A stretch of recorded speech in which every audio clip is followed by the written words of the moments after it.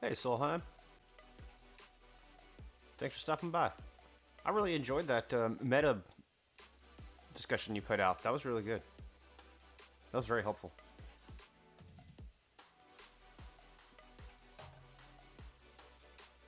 Just get my details ironed out here. We'll get started.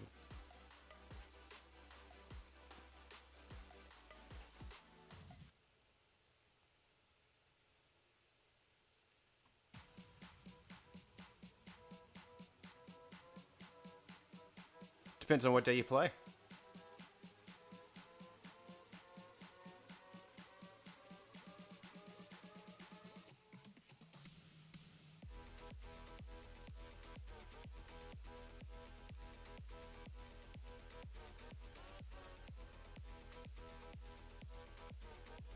I don't really like that song.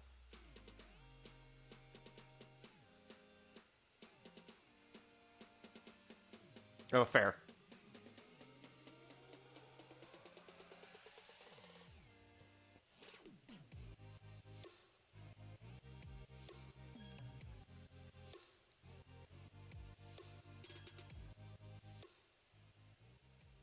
Let me turn that down a little bit.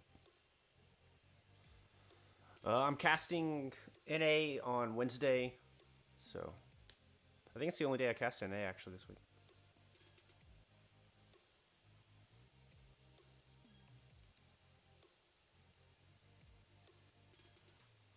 Let's give a couple minutes, let some stragglers come in.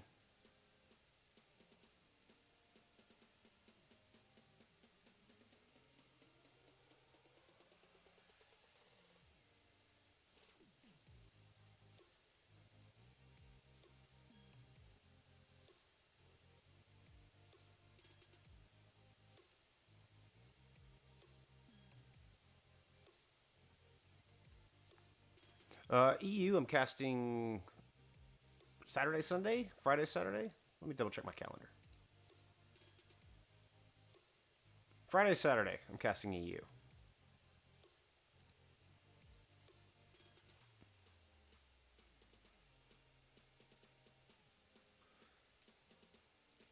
Hello, hello. Welcome, one and all. We're going to be reviewing, we're just going to do a VOD review tonight from Airborne.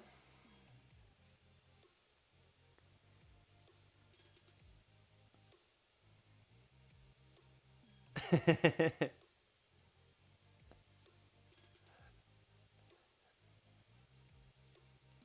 let's see if, I can check my schedule, see. I don't think we know what games we're doing. We're just told when to show up.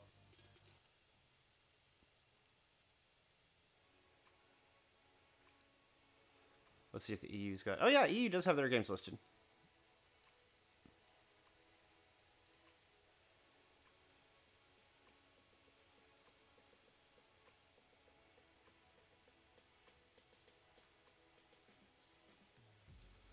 So I'll be doing AT on Saturday. BHP is doing AT on Friday.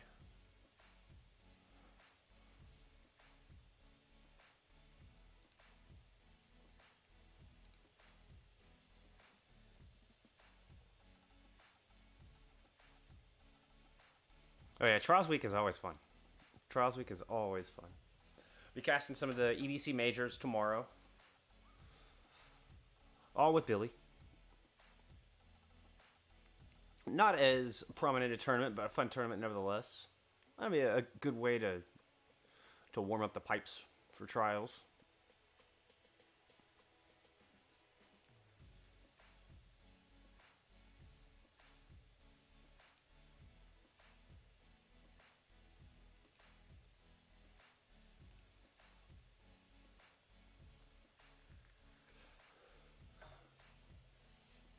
Let's see if our reviewee wants to hop and call or...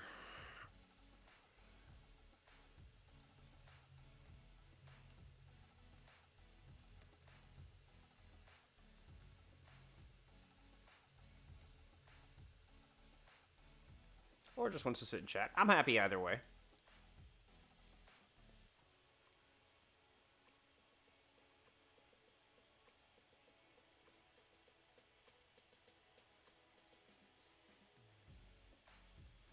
Long, complicated. I won't try to write team name.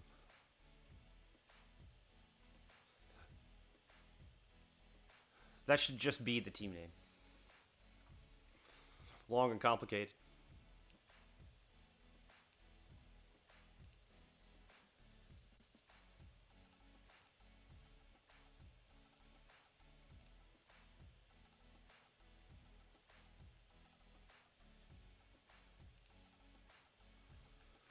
Forgive me. I'm feeling a little sluggish tonight. Had a wedding yesterday, and yeah, there was some drinking and some dancing, and it was a hell of a good time.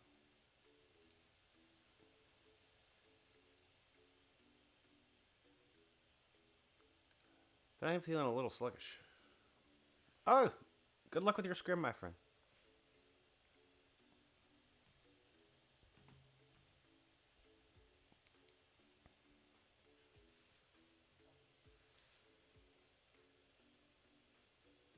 I think we'll set up a study of some procasters for next week.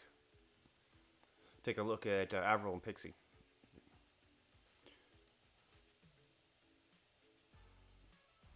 That should be a fun one.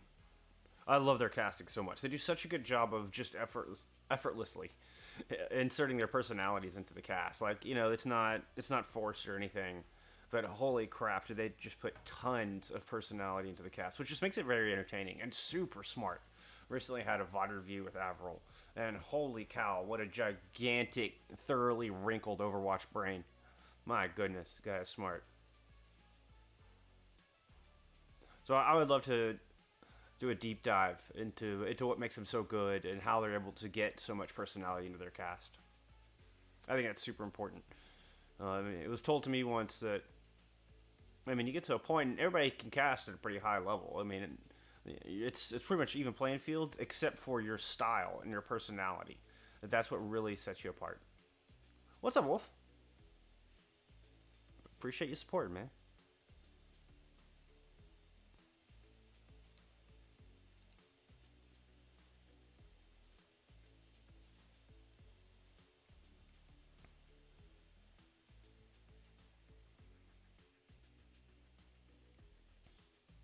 Our reviewee is in the middle of an interview. I'm not quite sure if that's a job interview or somebody for one of his teams. Airborne, who we're reviewing tonight, is the owner of UDG. We just picked up Jam from Regen. So they did pretty darn good. Yeah, come on, Lurk. I don't mind. Come on, Lurk, Wolf. Or are you're gonna go lurk in an Uber stream? Is that what you're telling me? I kid. No, I appreciate it.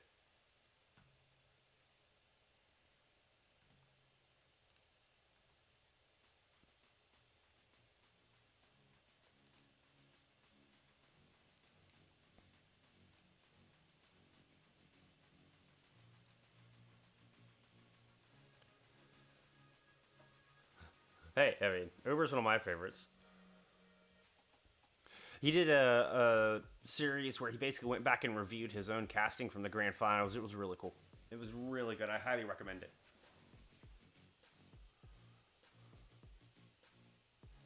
Ocean, be nice.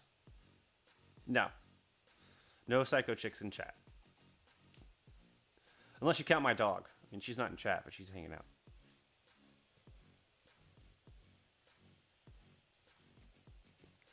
You weirdo. Always looking for e-girls. I'm glad you're here.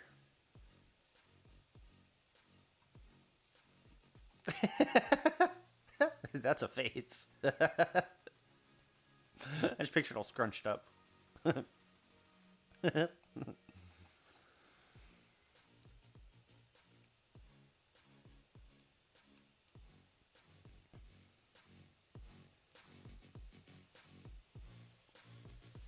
I like to have a little music in the background. Don't want it too loud, though.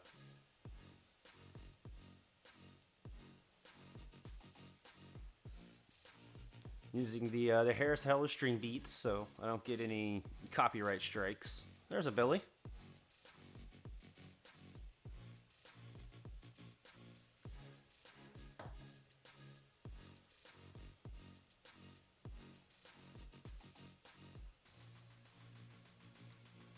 Billy's the one that set up that VOD review with Avril. That was really good. We learned a lot. I'd like to think our very next cast was a big improvement over the previous one. I mean, it felt like a pretty good leap forward. One thing Hex said to me once is like, they're never as good as you think they are, but they're also never as bad as you think they are. So with that in mind, I mean, it was probably a smaller step forward than it felt like in the moment, but still felt like an improvement, right? And that's the whole idea. We're gonna keep growing each time, keep getting better and better.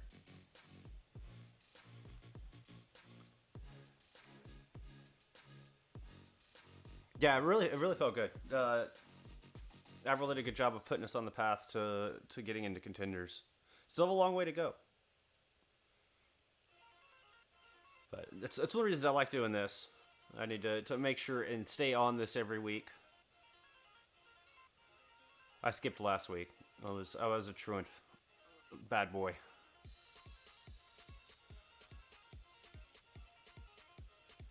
And as run down as I feel, this is important. Need to keep it going.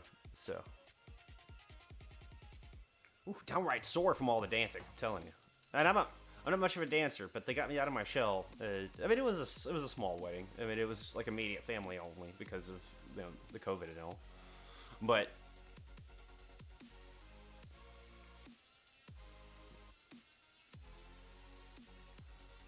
yeah, we changed our prep. We did a lot more in-depth prep, and not just trying to get a sense of the teams, but really prepare ourselves for being in the right mindset for the cast. And that felt so important to, going in to each team fight, pause it, assess the situation, really take our time, because then obviously in the moment you don't have that time. So to go back and watch previous VODs of the teams that we're going to cast, pause it and discuss what's important right now, just from what we see on screen, really highlight what we thought were going to be the important aspects and how things might play out, what we were expecting to see in that next team fight, and what we should be talking about if we were casting that team. And it was a really cool change of pace. I mean, it completely changed the way we did our preparations for our cast, and I think it made a world of difference. Something I would highly recommend everybody trying. And it may sound a little silly just because it's not like you can pause in a live match and be like, what are we going to talk about now? But it really, just getting your mindset there, it made it come a lot more natural when it became live time. When we got in mode, got in game, got into the broadcast, everything seemed to just flow like a river. It was awesome. Yeah, I think that's the part that felt so good, even if it wasn't perfect. There's definitely still lots of improvements to do. You're not going to just turn into a contenders caster overnight. Yeah, and developing those new routines, Ocean, is so important. And knowing that you're going to have to tweak them at times, knowing that you're going to have to change your regimen, and that change can have a big impact. And just being willing to do that. Don't get stuck in ruts. Gotta shake it up.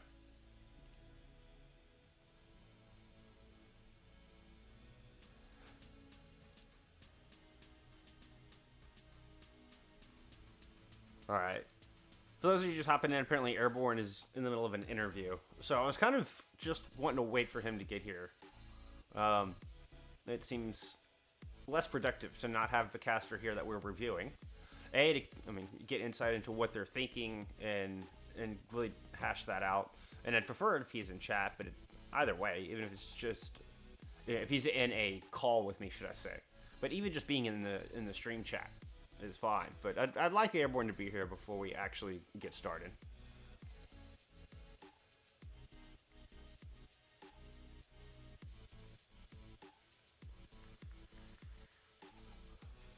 Hey, sometimes just clearing your head. Just clearing your head is a wonderful thing.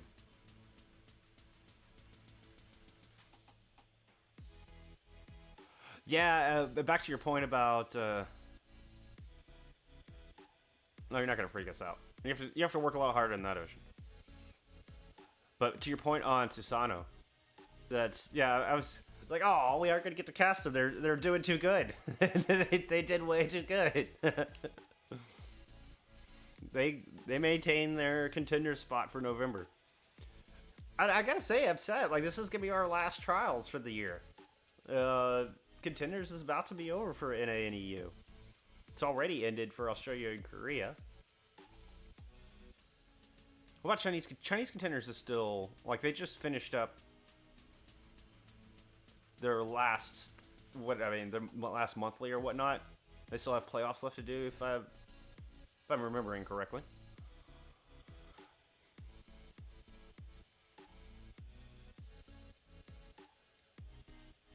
Oh, another cool thing I'd recommend, going back to Avril, is he did a behind the scenes look at the Contenders like studio and a little bit of their warm up process. And Pixie was given some just memey preps that he did, but then some genuine like breathing exercise and stretches and vocal warm ups that they do to really get in the flow. It was really cool. It was really cool. I mean, it's downright like them riding in the car and driving around looking for a place to park. And it's scuffed because Avril's streaming from his phone.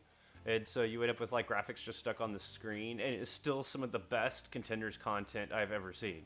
It was really neat. I highly recommend go and check it out. It should be on his stream.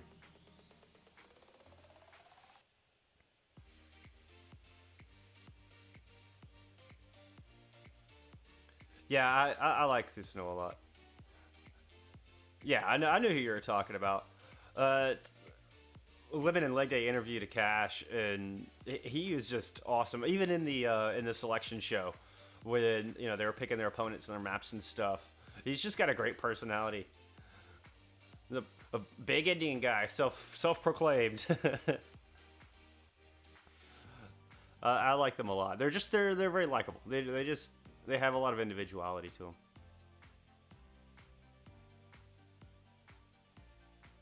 Yeah, sure. Large Indian man indeed.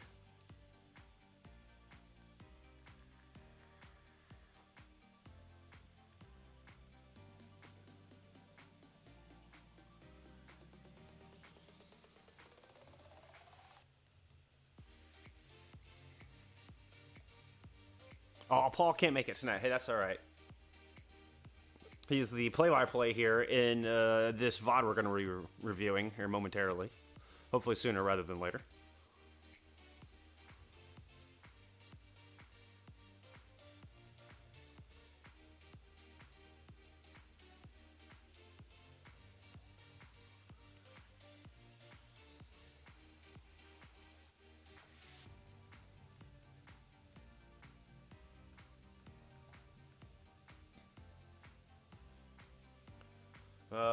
Bupasaurus actually sent me a thing Paul wrote out. That was just a very positive review of one of my own casts. It was really encouraging. It was a really cool thing. I had no idea that happened. And Boop reached out and sent me that earlier today. And it was for both me and Billy. Billy, I'm not sure if you got it or not. I'm sure you did.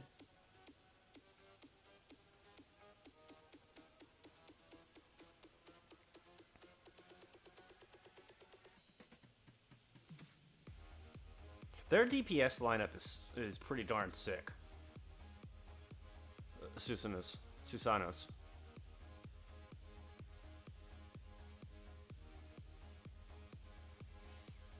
Yeah, it was quite positive. It was very encouraging indeed. Hey, and like we always talk about on this channel, you've got to acknowledge what you're doing right to make sure you amplify that and do more of that in the cast, so that your ceiling only gets higher, not just raising the floor, but elevate that ceiling as well. Really make those highs peak.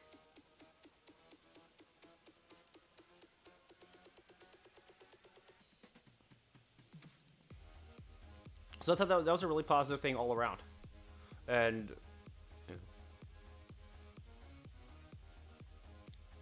was flattered that they took the time to do that, and I mean, I'm sure they did all the casts, but it was still flattering that they did just one of our casts.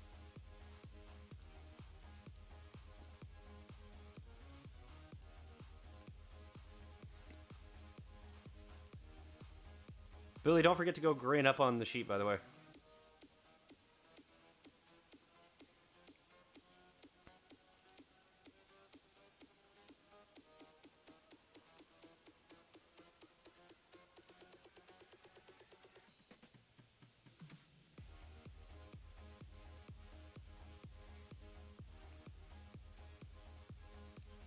All right, we're about 20 minutes in.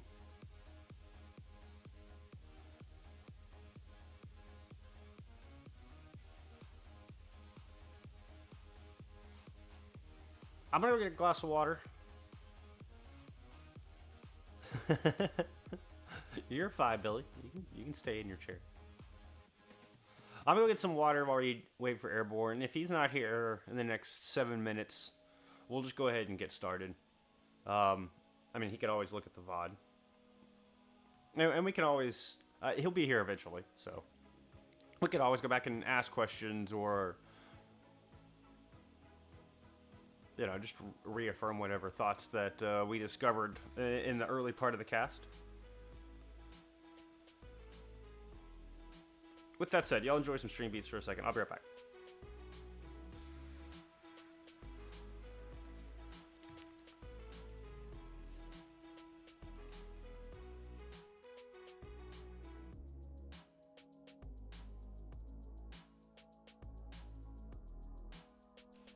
Good lord.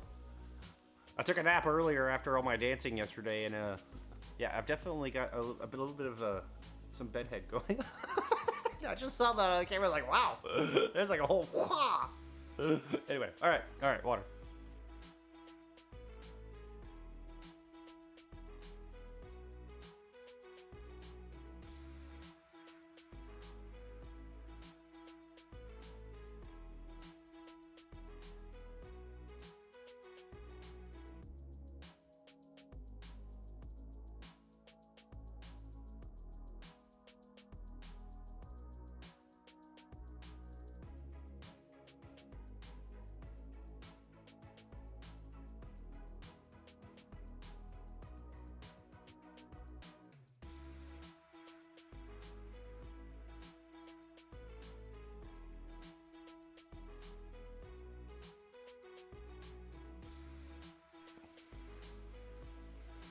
Need to focus on getting some charisma back into broadcasts. Yeah, that's important. That's important. I think one of my biggest suggestions from today's cast is just look at the camera more.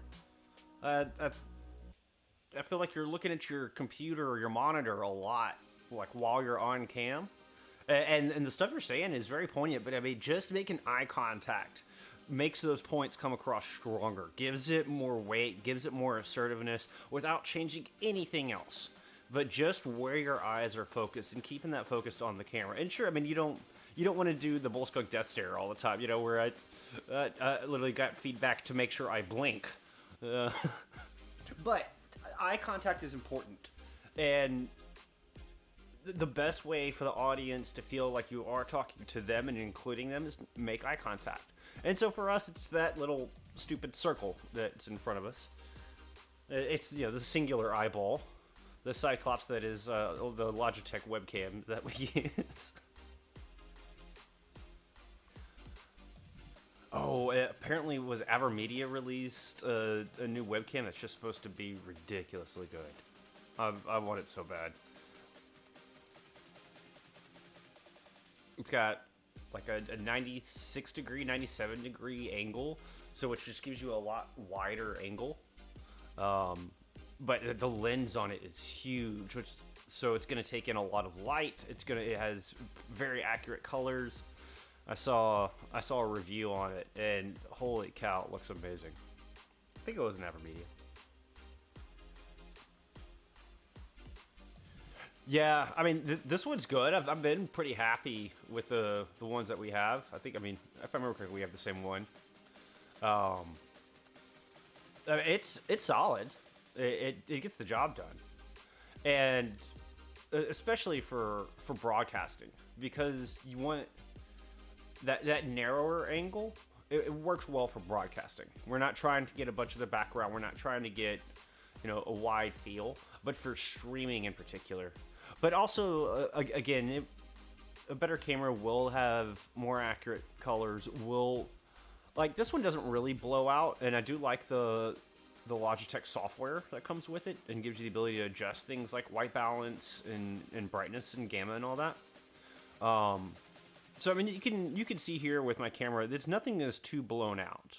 I mean, it's a very flat painting behind me, but it's not glowing. Like you're not getting blown out spots from the reflection of the light, like on my forehead or whatever. I mean, it gets a little bright in there, but for broadcast it works.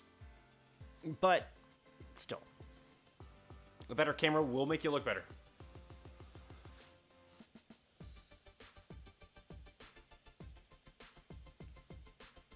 You feel it's a little limiting with how small it is? In what way? The camera itself, like the physical housing of the camera, or like the angle, the with the lens and everything.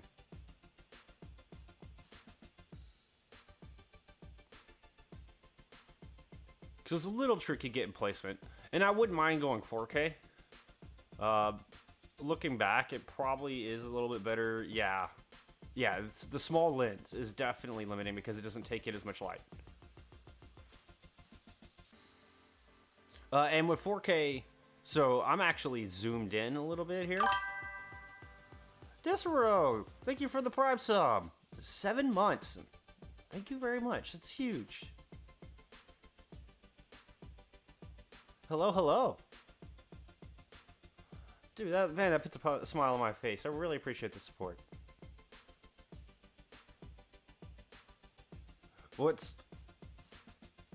It works great, Billy. You have a great setup too. I mean, you've built it around a great setup. Yeah, I mean, like the camera I'm talking about is a $250 camera. Oh, like that's the return on investment for that, isn't great at our level. I mean, but we're shooting to get into contenders and stuff, and the better tech will come into play. If I'm not mistaken. Well, I appreciate it, Disro.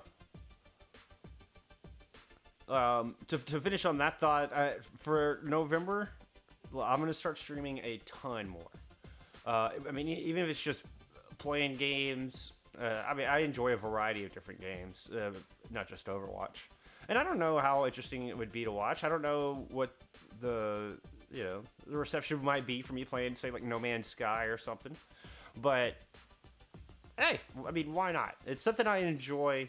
I always have fun streaming. I always have fun hanging out with y'all. And so, yeah, I mean, it's just something I need to do it a lot more and get your Twitch Prime subs money's worth.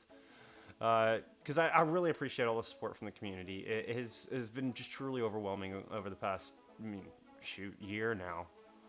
And I want to give back more. Need to make sure I'm on. Y'all at least have the option to come hang out with me if you want to.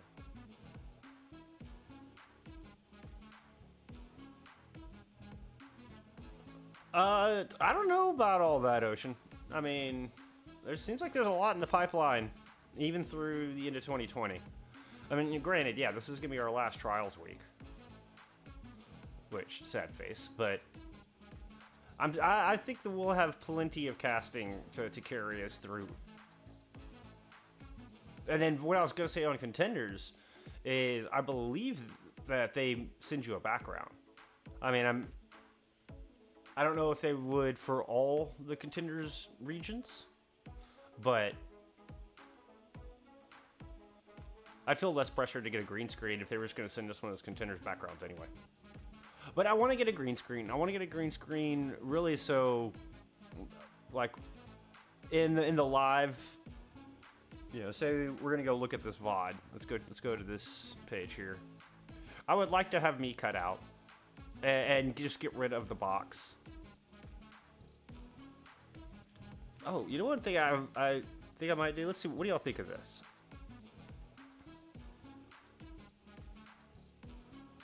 What if I narrow that down?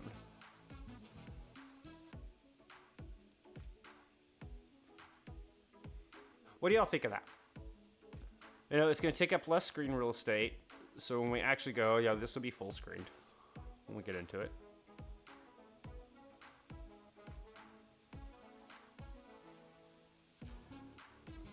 I saw your Gibraltar in the background today. I watched the whole thing.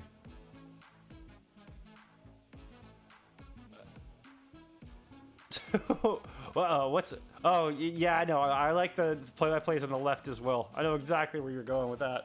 Yes, I feel like the play-by-play should always be on the left. Color should always be on the right.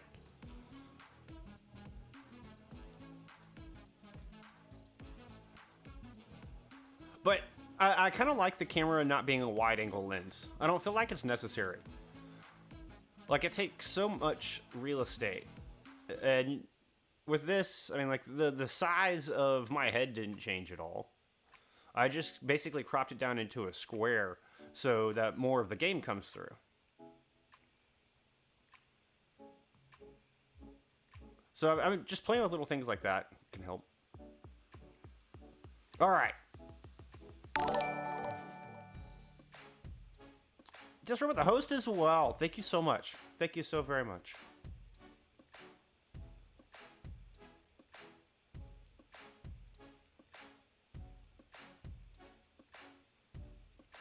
Just go for it. What, I assume that the concern is just having enough time to dedicate to it.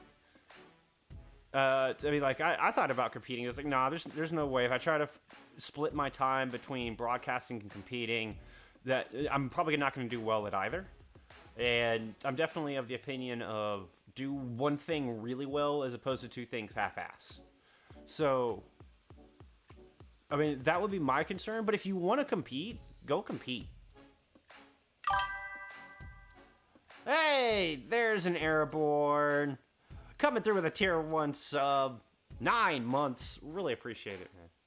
That's awesome. Thank you, thank you. All right, good timing, because we were about to start without you anyway. We're going to have to go back and play catch-up. Because I've been just babbling now for about 30 minutes. And, well, you know, let's get in the meat of this thing.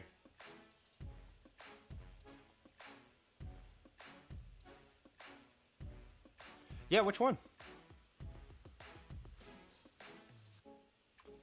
Yeah, you want to hop in the call Airborne? Yeah, we can do that.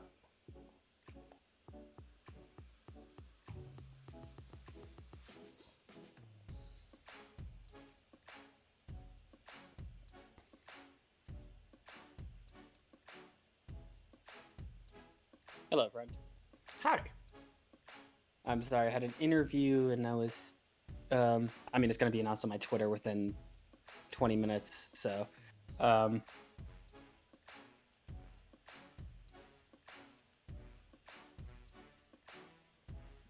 Yes. You trying to? Oh god, I lost my train of thought. I've been up for way too long. I know the feeling. Oh, it doesn't look like my. There we go. My Discord had switched my microphone option. I mean, stream could hear me just fine.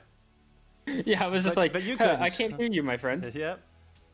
No, but it's going to be announced on my Twitter soon, but I had an interview and I'm picking up actually a social media manager for UVG. So. Okay, awesome. That's always fun. Just appreciate you asking. I've been well. You know, it's nice. It's nice people that, you know, show a little care. That's really people do love you, Bull Skunk. We feel like you work yourself to death. Yeah, well. I wouldn't be happy otherwise. Yeah, well, I finally got my... Yeah, you get to stay busy, and I finally get my first 2 casts for Elo Hell. Yes, indeed. So... I am not saying that as ungrateful or anything like that. I'm just saying, you know, I've been trying to work for this, and, you know, I finally got my chance, and I feel like I did okay, but I definitely could have done a lot better. Well, you hadn't cast in quite some time, right? I have not cast since me and you cast back on the D9 I was tourney. about to say that was the D9 tourney. Yeah. Yeah. That is the last time I casted. So I mean, nearly a year. Because that was at the end of 2019, if I remember correctly. Mm-hmm. CCO was early 2020, right? But D9 was still in 2019. Yeah. That sounds right. I'd have to go check the dates on the VODs to be sure.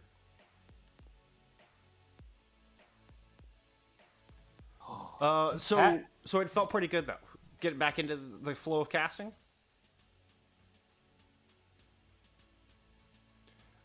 Yeah, it really did. Sorry, my cat just ran outside. Had to go grab him real quick. I was like, cat, that door is not open for you. Wait, what? What? Mono to fusion? Oh yeah, Mono just I Whoa, just got whoa, that whoa, notification like whoa, 2 minutes ago. Whoa. I gotta turn you down. Sorry. No, it's all right. Yeah, you got excited. I mean, Yeah, I saw that notification while during the interview, and I brought it up, and then me and the person I was interviewing started talking about Owl. Mono to fusion. Oh man. Oh man. Jesus. So, what position doesn't the fusion have a star now? Seriously.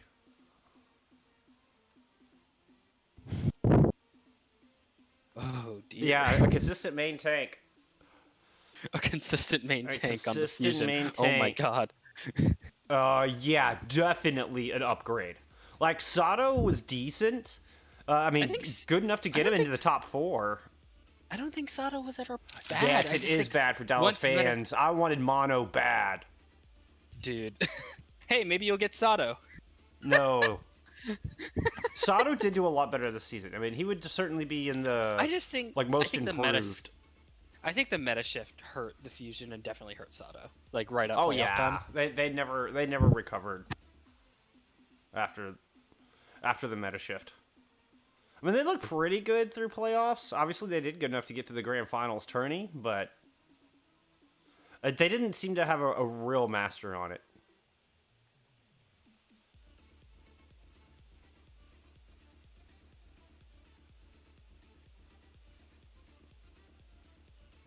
Oh, that would have been sick too. Dallas got Fearless. I don't know. That's a risky one. I mean, Fearless obviously improved a lot over the season, but I think that's one that's at risk of, if you're not in the right situation, that Fearless could look subpar again. I think Mono's always going to be good. Like it didn't matter where you put him.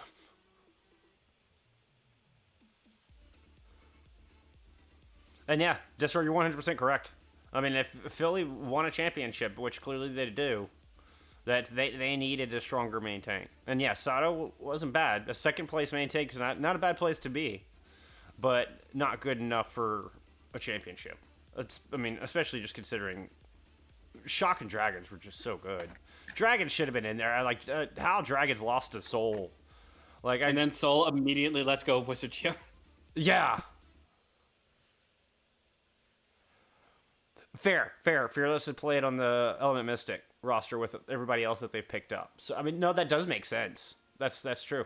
That's very that's true. some sad news. Element Mystic officially disbanding. Oh, did they? Yeah.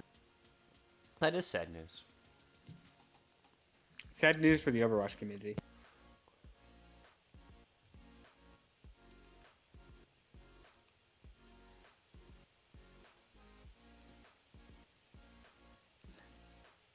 But I guess on to the topic for more Overwatch. They disbanded for League, Valorant, and Overwatch. Oof. Mm-hmm. Oh, you were looking it up? Yeah. No, it was just Ocean. Don't eat on stream. Weirdo. Yeah, that's one of the reasons I can't watch Sideshow streams. Like, I enjoy his personality and I enjoy his content, but I swear he eats through the 90% of his stream is just him sitting there munching on stuff, like right into a microphone. And oh my god, I can't do it. Like, just cannot handle it. The misophonia just goes nuts. Well, I can't focus on anything else. All I hear is smacking and him trying to talk with his mouth full, and I don't know. It's just obnoxious. It's so bad. Well, and I just have candy. I just have a bag of candy here. I'm sorry. I mean, I can tell. It's Halloween. They're 2 days after Halloween. I know what day it is. Yeah. Yes, we can get on to my dumpster fire of a cast, where Paul had to carry me through the entire thing. Well, I don't know about all that. We'll get into it. We'll get into it. Far left Susano. That's a blow. Far is an outstanding DPS. He's an outstanding hit scan. Probably going to another contender's team, or maybe Owl. Oh. I mean, maybe. There's a lot of openings, but I mean, like with so many teams just blowing up their rosters, there's certainly opportunity for some of the young blood to come in. Right, they had Toxier on the bench, so yeah, I know. All right, let's get into the VOD review. Yes. Let's get into my dumpster fire. Let's see.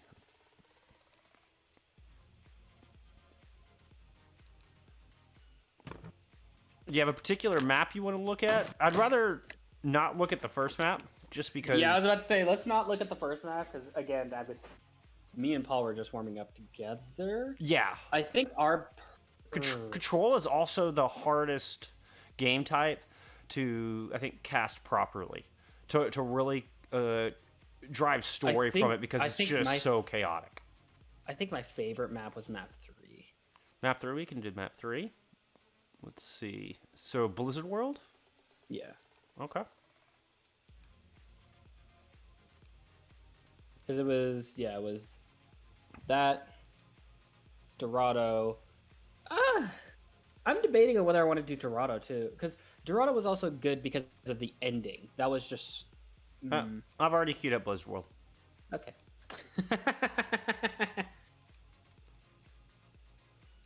All right, we'll get a little bit of lead in here. Okay. You're both wearing owl jerseys.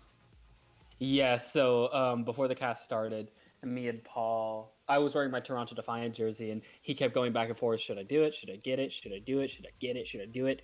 I'ma do it, and just walked off screen. And then came back with the Lynxer jersey, and I immediately commented, "Oh, isn't it great that they kept Dante, but not the guy on the jersey?" Yeah. Hey, there's nothing wrong with the Lynxer jersey. There's nothing wrong with the Lynxer jersey. The same way I'm wearing a Toronto Defiant Envy jersey. Yep, Soon's LFT as well, speaking of. I don't understand why they rode Soon so hard. Yeah. Like, he reinvented, like, he's still a good Widowmaker, but he just reinvented, it's just like, hey, guess what, guys? I'm good at Sombra too, mother... Yeah. Oh, no, Soon's he's a legend. Like, Soon is an absolute legend. I just don't know why they let him go. Like, I just don't understand that. I think I had their best jersey anyway, so that third Paris jersey is awesome. Still happy so about good. that one. So good. All right. You'll wear the hell out of it, don't worry. Oh yeah, already have. All right, let's get the music way down. Put it all the way up.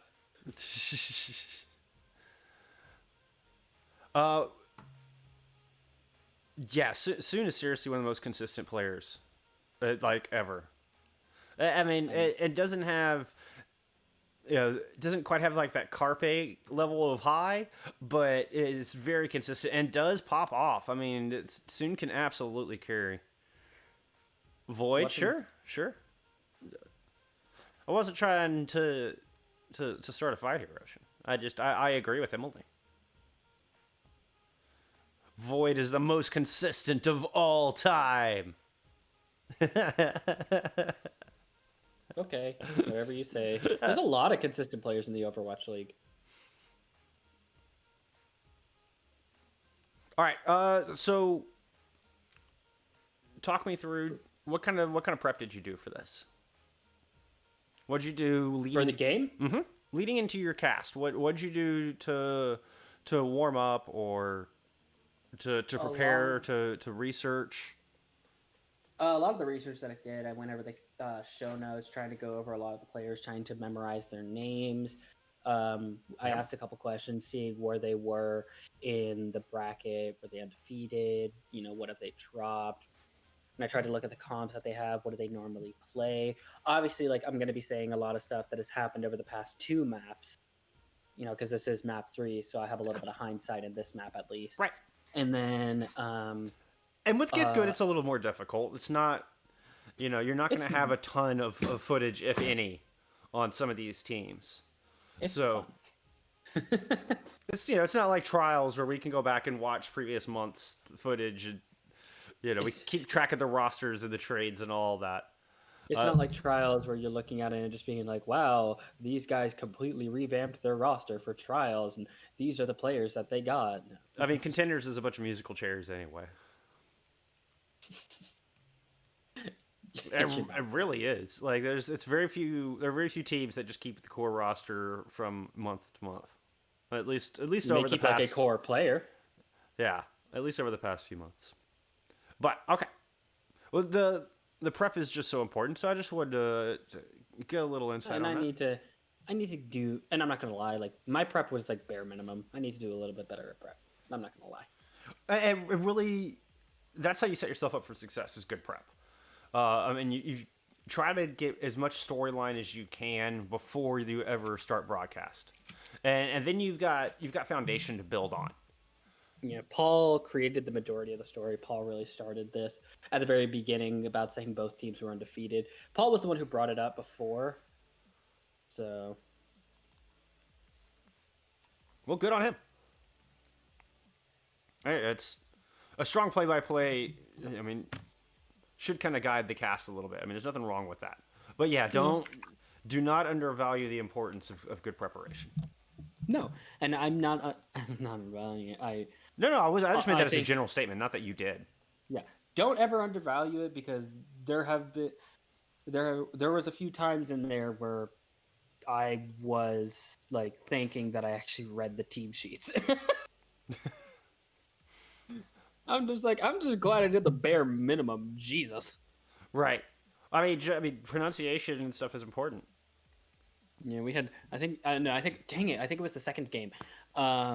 We had a person named Control. It was like Control Escape Delete or something, and he wanted to be called Aelin. And I was just like, yeah, that's a little weird because it's gonna be difficult for viewers to know who that is. So, I mean, there does need to be some correlation. And a lot of teams, I've heard this firsthand, a lot of teams will just meme on their team sheets. Like, they will just straight up try to mess with the casters. So, like, that happens too. it's fair. All right, we're going to start with a little lead-in. Okay, that's a lot of lead-in. There it goes. Hello, everyone. Welcome back here to Tamu White versus Lunar Soleil. I'm Paul. Please be joined with Airborne once again. In Airborne, we've got a 1-1 series here, my dude. Things are heating up here. We do have a 1-1 series. And going into this next map we are going to Blizzard World. So this is a map where both teams can impose their will on the strategies that they've been playing up to this point. We have Tamu White playing really the more long-range poke comp. They're trying to get you down before you even get into them. And then you have Lunar playing that more divey burst comp. They're going to burst you down. They're going to brawl you down. So I'm very excited what's going to happen in Blizzard World. And I understand that Blizzard World is your favorite map, right? Oh my god, my dude's roasting me here. I think it's fine. It's like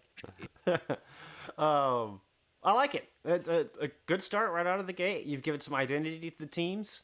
Um, that's important. Like, I automatically, without knowing anything else about these teams, I got a sense of their style and what they're trying to accomplish. At least that's what you've seen so far.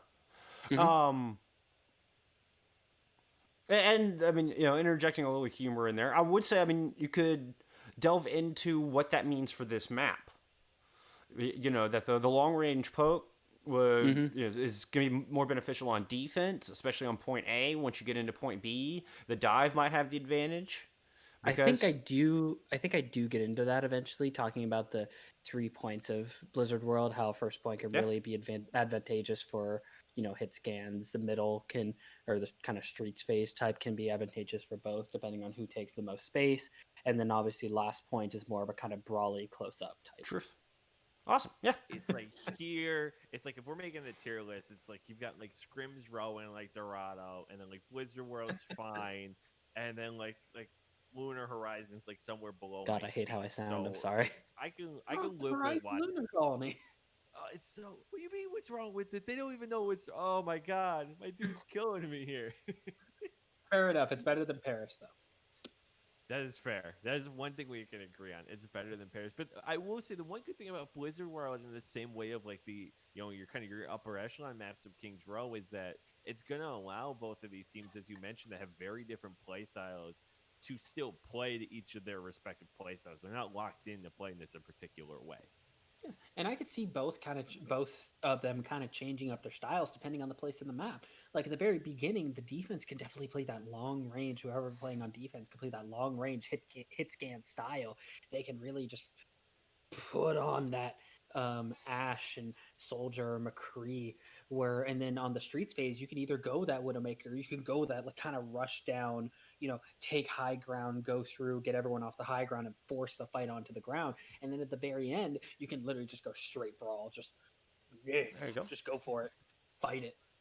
Kind of like that we saw in Dorado on the last point. We saw both teams kind of go for more of a brawly style, so I can see the same thing going on the last point on Blizzard World if we are able to make it to the end. Yeah, very good. Hey, a little friendly argument, friendly banter. There's nothing wrong with that, Ocean. You could show a little personality. Personality's fun. Yeah, I was about to say the same thing, Billy. If I had any suggestion through that, it would be make more eye contact. But I swear I saw them on the couch. Like by your bag. Did you check your entire bag? Yeah, okay, that's really loud there. I put them in my bag. I had to mute you there for a minute, Airborne. It was just too much background noise. Yeah, eye contact. Look at the audience, exactly. It adds weight. It adds power to everything that you're saying. Just to make eye contact with the audience, you're talking to them. And even when you did, like you felt it. Like you looked at the camera there for a few seconds, and then kind of went back to looking at your monitor or whatnot. But that few seconds, I was paying attention. Like I was locked in. All right. Once I see that green ring disappear, I'll unmute you. So it was just a lot of background noise coming through on stream. No, I completely understand. But I was looking for my tripod that I have for my microphone, for my camera, and I was just gonna put it right next to my monitor. So when I'm looking at my monitor, I'm looking at the camera. That's what I was gonna end up doing. I mean, but you can still tell. Like, even if you set your camera directly on top of your monitor, you can still tell if you're looking into the camera directly or if you're looking slightly beneath it or slightly above it. I mean, it's a feel thing. So, also, I do kind of feel like if I was looking directly, like if I had my camera more face level instead of above me, like you've seen my setup, so it's just like I feel like if I have my camera more like where it's in front of me, I would have an easier time looking at it. Sure. I mean, it's kind of like what Paul's got going on here. You can tell Paul's camera is pretty level. Like the housing of the camera is sitting pretty level with his head. And I try to do the same thing. All right, keep it going. I'm still working on it. And Oh, yeah, no. The other things too that's interesting. Honestly, I especially think the on that with positioning Blizzard looks World, fine. is Just where you eye have contact. that high ground, you have the opportunity to play all these hit scans that were adjusted. Like I think we can. I think it's see a whole hilarious lot y'all are more both Soldier. rocking We that can see a whole SteelSeries lot more McCree. headset. And honestly, I think we're still going to see a whole lot more First Widow. things he brought up, albeit more it's, vulnerable, we and I both think were that's just gonna like, be yeah. interesting And to then watch, and then if you actually given look how where we've our seen strat positions Soldier are, McCree I to this made a point in comment the on how much series. bigger my head is than his. Oh, and we're still, It's true. you know, by the end of this game, we're gonna decide which buff's better. I think the Soldier buff. That's already my immediate thought, but I. The soldier but buff is there's- great. It It's just really like, oh, is. this is a brand I new think the strap, and soldier it's like, buff that is one of the doesn't change biggest the buffs he fact could have that ever the Whoa, gotten. bigger. you're double talking. What? It's hard to distinguish, like, since you were talking in the cast I use the same microphone. and talking in my head, what were you saying? Where I was just making more of the joke that he said it was a new strap, and I was just like, it doesn't matter. I still have a bigger head. I would say just advice for everybody: get that cord behind you. It just looks so much cleaner. It just looks less distracting. It's just one less thing to distract from what you're actually saying. It's hard to tell on yours because you have a black jersey on. But try to keep the cord behind you. I'm really just noticing it on Paul, like the way it's cutting across his neck. Oh, he's charging his headset. They're both wireless. I don't have any cables. Okay, so you don't have a cable on? Okay, nice. No. I mean, mine's wireless too, but I plug it in for broadcast, so there's no risk of it dying. So yeah, just something to keep in mind for everybody out there. It just helps for a clean look. So if you do have to plug it in, make sure and keep the cable behind you. Will do. And it's just a simple recoil buff, but everyone's saying he's freaking busted now. It feels better. Like it feels weighty. Like he feels usable. It's the 5 extra ammo. The 5 extra ammo is the big buff of it.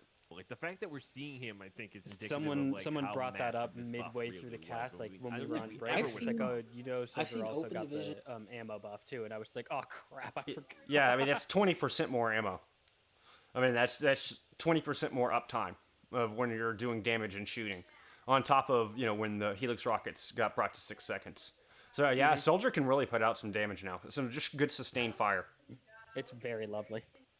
Well, yeah, we're starting to see him sneak into the meta here and there. And all the way to contenders he's teams fun. just go like, yeah, we're just gonna put soldier in here for consistent damage. It's so it's- nice. It's so nice. You want to play Widow? Play Widow. You want to play Soldier? Play Soldier. You want to play Kree? Play Kree. Whatever one you're most comfortable with. Obviously, on specific maps, there's going to be a better hero on each of them. Like, when you look at Dorado or Junkertown, you're probably going to want to play Widow still. At least in some points of the map. But in other maps, you could definitely play just Soldier. And as we're talking about other maps, as we head into the beautiful Blizzard world.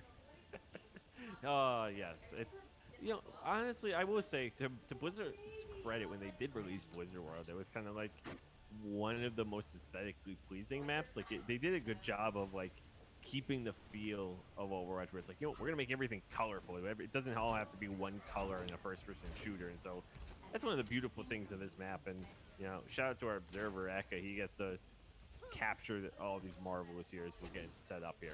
He does get to capture all of them, but I love Blizzard World also because if you play more than just one Blizzard IP, you just every time you turn a corner, you just kind of chuckle to yourself like.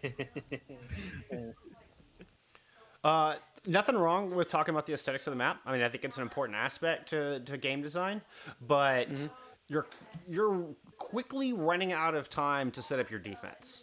And we haven't heard any mention of composition or what these teams are trying to accomplish with their composition. You spent all this time talking about Soldier. They've brought a Soldier. Like that just feeds right into the story of what you were just talking about, and would be a good way to tie in what we're about to see happen to the conversation on camera. Yeah. I would like to see more setup at this point. Less talk about. I mean, it's fine to mention it, but less time spent talking about the prettiness and more time spent talking about the strategy. Yeah, because about the violence. Well, about to happen. And the defense. I mean, right? I mean, this is the time to talk about what the defense is looking to do. Why did they bring the characters that they brought? What impact is that going to have? And what can the attacking team do to get around it? What challenges are the attackers going to have to overcome? These are all stakes you need to be setting up here and now. Yeah, no, we just needed to make more time for that, or It's wonderful. just kind of say It's- like, it's oh, a it's pretty. beautiful Okay, thing let's here. move on to the We've got defense. a line on the Right. Yeah. No, and again, nothing wrong with mentioning it, but that's exactly right. I mean, it's like, oh, I love the aesthetics on this map, and we're gonna see, Reinhardt Zarya coming out. Oh yeah. I mean, what? Yeah. Let's get into the meat of it. Because line gates are in about this to map open. here, really, to Airborne. 1-1 coming in. Both teams were undefeated entering this series, and they Also, it's weird that they let them use skins and get good. I don't think I realized that before. I'm not used to seeing all of the fancy skins in tournaments. Yeah. I don't know if somebody just didn't turn that off. It was supposed to. I honestly can't remember. But it's just kind of weird. I was noticing it on the shotguns, so I was like, whoa, those are some fancy Reaper shotguns. they've got it. It's really been an He got even some fancy well-fought decals. game. And then, of course, the Demon Hunter skin. I love the Demon Hunter skin. And Anyway. their series, excuse me. And I think this map could ultimately be the decider. All right, it's let's- wonderful. let's go it's back a a little bit. beautiful thing here, and we've got a line on the line in this map here, really, to Airborne. 1-1 coming in. Both teams were undefeated entering this series, and they've got it. It's really been an even well-fought game. Nice, And- nice or stake series, setting excuse me. from Paul. And I think this map could ultimately be the decider because I think winning two Oh in no, a row what's this is game? gonna be CMD really Alt difficult. Escape was the guy. Winning who 2 in a row is called it. definitely going to be really, really difficult. And especially both teams have just dropped their first map of Get Good. So we're going to see how each of them recover. Tamu actually recovered very well. So we're going to see how Lunar recovers from losing their first map of GG. Yeah, now we see I like that. young Vegeta look. Oh, yeah, we saw him into that. We didn't. Damn. Oh, That was man, pretty look sick, at actually. Putting down the hurt here. Both DPS gone, and now they're just going to be able to play cleanup here awfully quickly. Summer just got Oh, deleted. adios. Just, And that's going to be I a love the nice beginning quick of the fight. It's Bye, just like, Lucio. Somber's just like, hey, we're gonna hack, and then they hope you're dead. Yeah, the Ash was on top of it. I like the fact that neither are getting too amped up at this point, but I would like to see those energy levels climb as this map goes. I mean, it's first fight of the map. We're just coming back from break. A good emotional pace there. We'll also be keeping a sharp eye on timing. Timing is just so important. See ya. I think there's a few times 60% where we lose a little bit of timing in here, but we end up getting it back.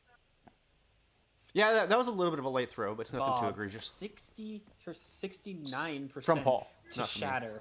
Jeez. That is not good for Lunar because their closest ultimate to them is at 55%, and it's a coalescence. And these fights take so long to set up. That could be something that could be elaborated on a little more. You still got time to talk here. Like you still had room. The engagement hasn't been broken out yet. Lunar is still kind of staging at the front door. So you still had time to elaborate on that, and you need to take advantage of all the time you can as a color caster. And that is a huge point. I love the fact that you pointed that out, that you picked that up. Go take it a step further. I mean, obviously, Coalescence charges really fast. The fact that your Reinhardt is beating your Moira in time build or By in percentage 20%. build, yeah. I'm sure I can't see it over the Elo health symbol, but I'm sure Ultima or Ult Ama has some pretty good ult charge going over there too. They got a couple of really good kills. I think Ultima was like 60-something%. Yeah. Or 57 or something like that. But again, just elaborate further on that point because that could catch Lunar off guard.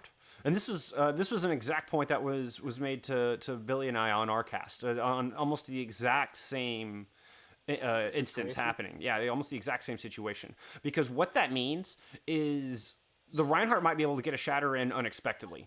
I mean, especially since it's against a Winston. Like Winston's gonna have to be. They're gonna have to have just stellar ult tracking and be really on top of it to get the bubble down in front of an Earth Shatter. And so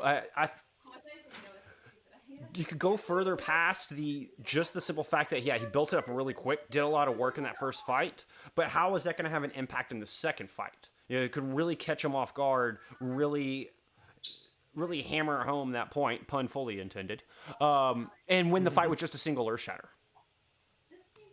So and then that's guiding your viewers, right? Then you're giving Paul something to talk about. You're leading your play-by-play, so that is should be a focus of his once the fight does break out. And you're guiding the viewer's eye. Then you're watching for In the Owl to how stellar is their ult tracking. Can they block this shatter, which is going to come out wicked fast?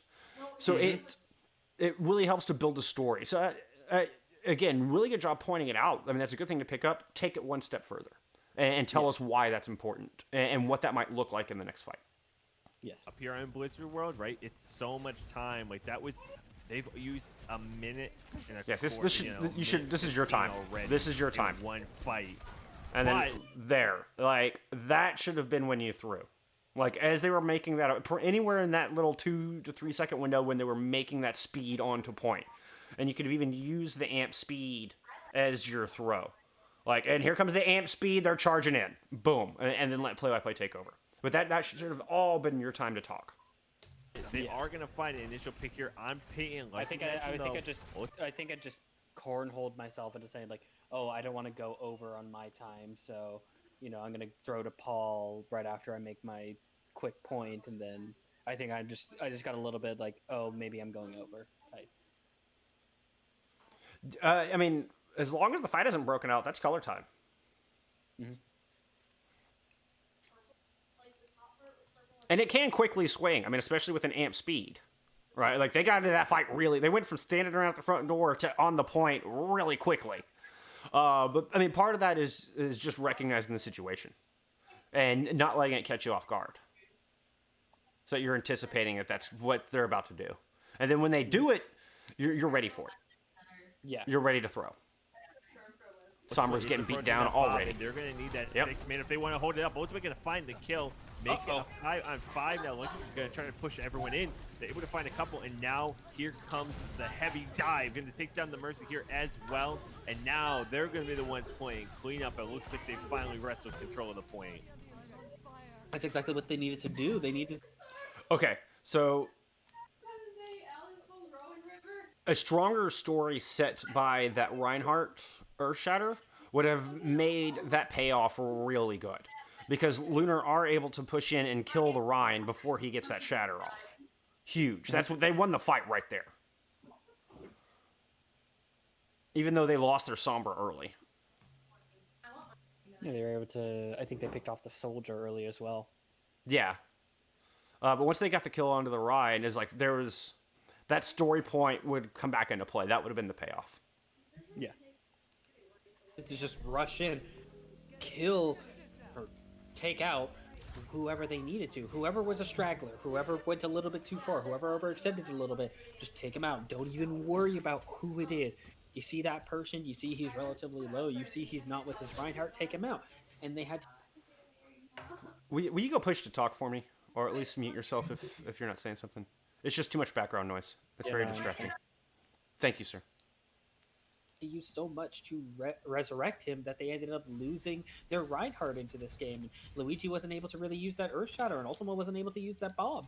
And now, yes, they have them now, but this is more of an open point, and this could really play an advantage to Lunar, and it could play an advantage to Tamo. Yeah, and kudos to Lunar there for ultimately picking up the pace. All right, nice. I liked how you got specific. That was a comment I was going to make, but I wanted to let you finish out because you started off with very generalized statements about just picking off stragglers, but then you went on to talk about how they got the Reinhardt, how they got Ultima, however you pronounce that, the Ashe, before they were able to use their ults. Very good. I like that a lot. My only critique on this one is a little bit the same thing. You're throwing a little too early. Okay. I felt like I was a little bit long-winded there, just because, again, I did start general, and then I did go into more specifics, but... I probably could have either thrown a bit earlier. I keep thinking that I need to throw a bit earlier than I actually need to, and I think that's you see right that now my biggest issue. Yeah. I mean, it's again, as long as the fight hasn't broken out, you're fine. You're fine to keep talking. And the one point I might say on that is, well, they still have all those big ults to make a stand on point B.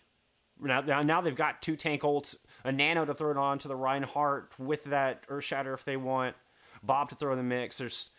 So you could have gone on into what to expect in this next fight. because you always it's more important to set up the next fight. Almost always more important to set up the next fight than to recap the previous one. I mean, of course, you want to provide good analysis on what we just saw. That's definitely an important part of your job. But don't neglect setting up what's about to happen. Person, you see he's relatively low. You see he's not with his Reinhardt. Take So him out, just and they had to kinda use so look to much set to up and then throw. Right. resurrect So- him that they ended up losing their Reinhardt into this game. Luigi wasn't able to really use that Earth Shatter, and Ultima wasn't able to use that Bob. And now, yes, they have them now, but this is more of an open point, and this could really play an advantage to Lunar, and it could play an advantage to Tamo. Yeah, and kudos to Lunar there for ultimately picking up the And pace Lunar. when they needed to. Actually, honestly, the timing on that wasn't bad. That actually was pretty good. I would like to hear more specifics on why it would give them the advantage, but because I'm not sure who Tamo is. Is that the diva that you were talking about? Oh, Tamo's the other team. the I was looking for an team. individual player. Okay, yeah, no, because I thought when you said the way you said it, I thought you were talking about an individual player.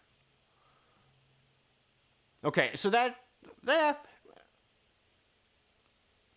It's Texas A&M. We call them both because it is Texas A&M University. right. Yeah, I see the logo now. Yeah, but you can just call it call them A&M.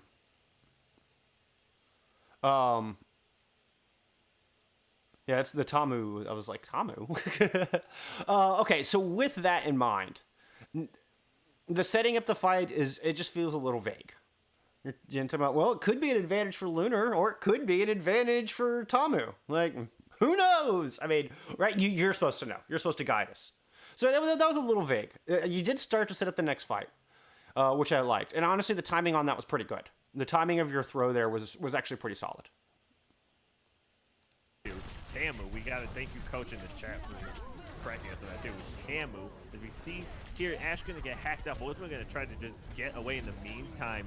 Going to be forced back as the rest of the team taking care of business. Peyton and Luigi popping off here. And Lunar's Soleil going to be back on their heels. Ooh, what a nice pin. Beautiful pin.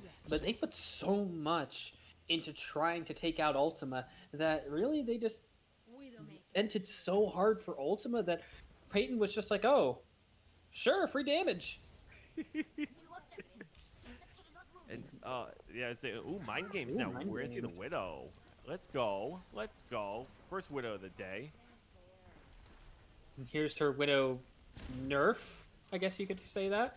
It is a health nerf. It's not a damage nerf, so if you're good at kicking heads, I don't think it should make too much of a difference. See, that I would have liked to hear elaborate on a little bit more too, because you're touching on a really good point.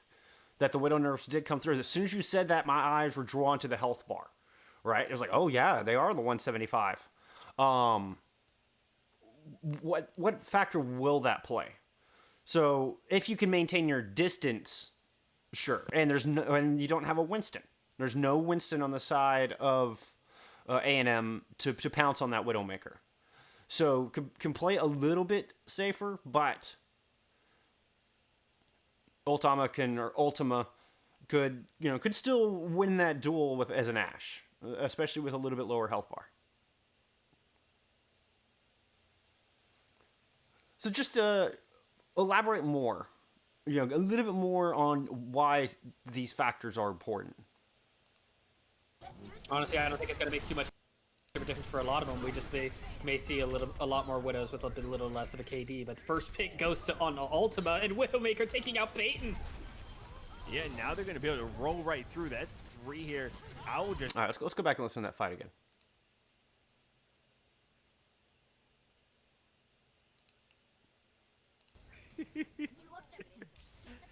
and, Long-winded. yeah, I'd say, ooh, mind games Ooh, now. mind Where is he, the games. Widow? Let's go. Let's go. First Widow of the day. And here's her Widow nerf, I guess you could say that. It is a health nerf. It's not a damage nerf, so if you're good at kicking heads, I don't think it should make too much of a difference. Honestly, I don't think it's going to make too much of a difference for a lot of them. We just may see a lot more Widows with a little less of a KD. But the first pick goes on Ultima, and Widowmaker. Stupid ads. make sure and check your ultimates. Yeah. So the EMP coming out there was huge, and that should have been something that we should have been looking for. And why I like the fact that you touched on the Widow nerf. Maybe setting up the EMP coming in probably would have been a top priority. Yeah. No, I completely understand that, and I should have been paying more attention to the ultimates, but I think we were just entranced the fact that somebody actually chose Widow, and on a team like Lunar Soleil, up to this point, had not played a single hit scan character. Fair. Like That is also not something an you can put in Ashe, your not a back pocket. McCree. Yeah. Like that's something that you can bring up. I mean, in between attack and defense, or once you get a clean reset and you've got a little bit of extra time. That's one of those things you can put it in your back pocket. You don't have to mention every idea, everything that comes into your head. Which I struggle with this a lot, especially initially. Is you kind of go, you notice a lot of things happening, and some of them can definitely have an impact. The Widowmaker can certainly have an impact. Got a kill there. But you got to prioritize and simplify. And part of simplifying is really just picking one of those things. Okay, I see important things happening on screen. There's probably 3 things here I could talk about. I need to pick one. I've got a short amount of time. This fight's about to break out. What is the single most important, impactful aspect that I'm seeing on screen? And in this case, I think it would have been the EMP. And you could have even used that as your throw. EMP online, nano boost to try to keep somebody alive with it, but or nano, no big support ults on the other side even. No sound barrier, no trance. And then here comes the EMP, and then boom, that's your throw. Just touched on it and then gone to the ultimates. EMP, that is going to, because that won them the fight. I mean, more or less, yeah. Mind Games was able to get the picks, but no, EMP won them the fight. Yeah. I mean, you could even say something along the lines of Widow swap coming through. I'd love to talk about this in a second, but right now my focus is on that EMP that's about to come out, and there it goes, and that's your throw. And then Paul picks up, boom, play-by-play starts right there. You've fed your play-by-play a wonderful topic to go into the next fight, and he can just lead right into the action. Oh, I was still muted from the ad. I will just in this. All right, I'm gonna back that up just a hair. Go first Widow of the day. And here's her Widow nerf. I guess you could say that. It is a health nerf. It's not a damage nerf. So if you're good at kicking heads, I don't think it should make too much of a difference. I mean, even there, you could have even just continued with. But what could make a big difference is this EMP we're about to see come out. Like, even if you didn't even have to replace anything, really. You could have just thrown it in. Continue my thought. Just continue, yeah. What could make a big difference here is this EMP from, what is it, Young something? What? Okay, that is my, before we go, Young Vegeta, Paul kept saying Young Vegeta or something? Vegeta? I don't know what Paul was saying, but I'm just like, you've never watched Dragon Ball Z, have you? You can go find it. It's on Busan that I bring it up. It's on Busan Downtown that I bring it up. That's something you need to discuss beforehand. Make sure you're talking about that stuff with your casters beforehand. No, and I said all the names out loud. I even said it when we were reading the rosters that it's Young Vegeta. I understand. I just find it more funny than anything, but no, I understand. No. But I'm taking this as a teachable moment, because that is something that should be worked out before. And also, I just wanted to add on. Sometimes you don't have pronunciation. Sometimes the pronunciations aren't descriptive enough. Like they'll just write it out. Like, well, that doesn't help me. Like seeing your name written out twice doesn't help me to know whether that E is an E sound or an S sound or an yeah, I mean, so in those instances, it's better to both err the same way. So even if y'all aren't 100% sure between you and your co-caster, pick one and settle on it. And I know this is not what happened here. Obviously, Vegeta is from Dragon Ball Z. But just a general statement across the board. Be on the same page, even if it's not the right page. Like, mispronounce it the same way together. And then if you decide as a team, oh, well, he even mentioned a second ago that one of the coaches mentioned in chat that it's Tamu. Thank you for that. Like, that you can adjust. But that's way better than one caster, or than two casters pronouncing a name two different ways. So just a general thought. Yeah, I don't think it's going to make too much of a difference for a lot of them. We just may see a lot more Widows with a little less of a KD. But first pick goes to on Ultima, and Widowmaker taking out Peyton.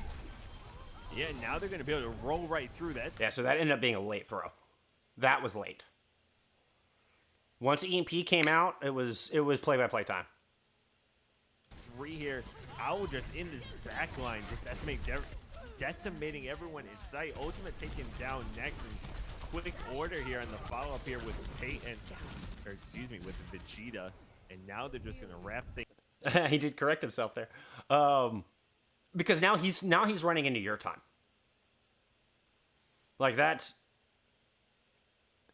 Y'all are gonna have to bite the bullet. Somebody's gonna have to do a short talk and reset your timing at this stage, because now he's talking into color time. Yeah, I know. Me and him, one of us end up biting the bullet. I don't remember who did it. Either one of us went over, like, did like a full reset, or one of us did a short. So I don't remember what happened. I just know one of us did reset. Oh, Spark Chief redeeming a dad joke. All right, let me get through my VOD review. But I got you in mind. Spark Chief. Sorry, I had to check chat, make sure, I'm staying up to date with things. Forgive the interruption. Let's see how you handle that reset. Things up, and there will be an opportunity for a final fight here from Tamu, but they're going to have an uphill battle as it looks like Soleil has found their rhythm. Oh, no, they can't even touch. Lunar Soleil, Mind Game's literally just saying, oh, we're playing long range game now? Is that how we want to play? I can do it too. Anything you can do, I can do better. Oh, Mind Game is immediately switching back to that Reaper. But again, this third point serves more to a brawly style. So that Widowmaker did a lot to help them get through that streets phase. So now they're going for this more brawl. And now all they need to do is rush. Ultima completely hacked up. But the Shadow coming out and going to be taking down Lunar Soleil. Here comes Tamu. I really like... Okay, I like how you started talking about the intention behind the Reaper swap. That was really good.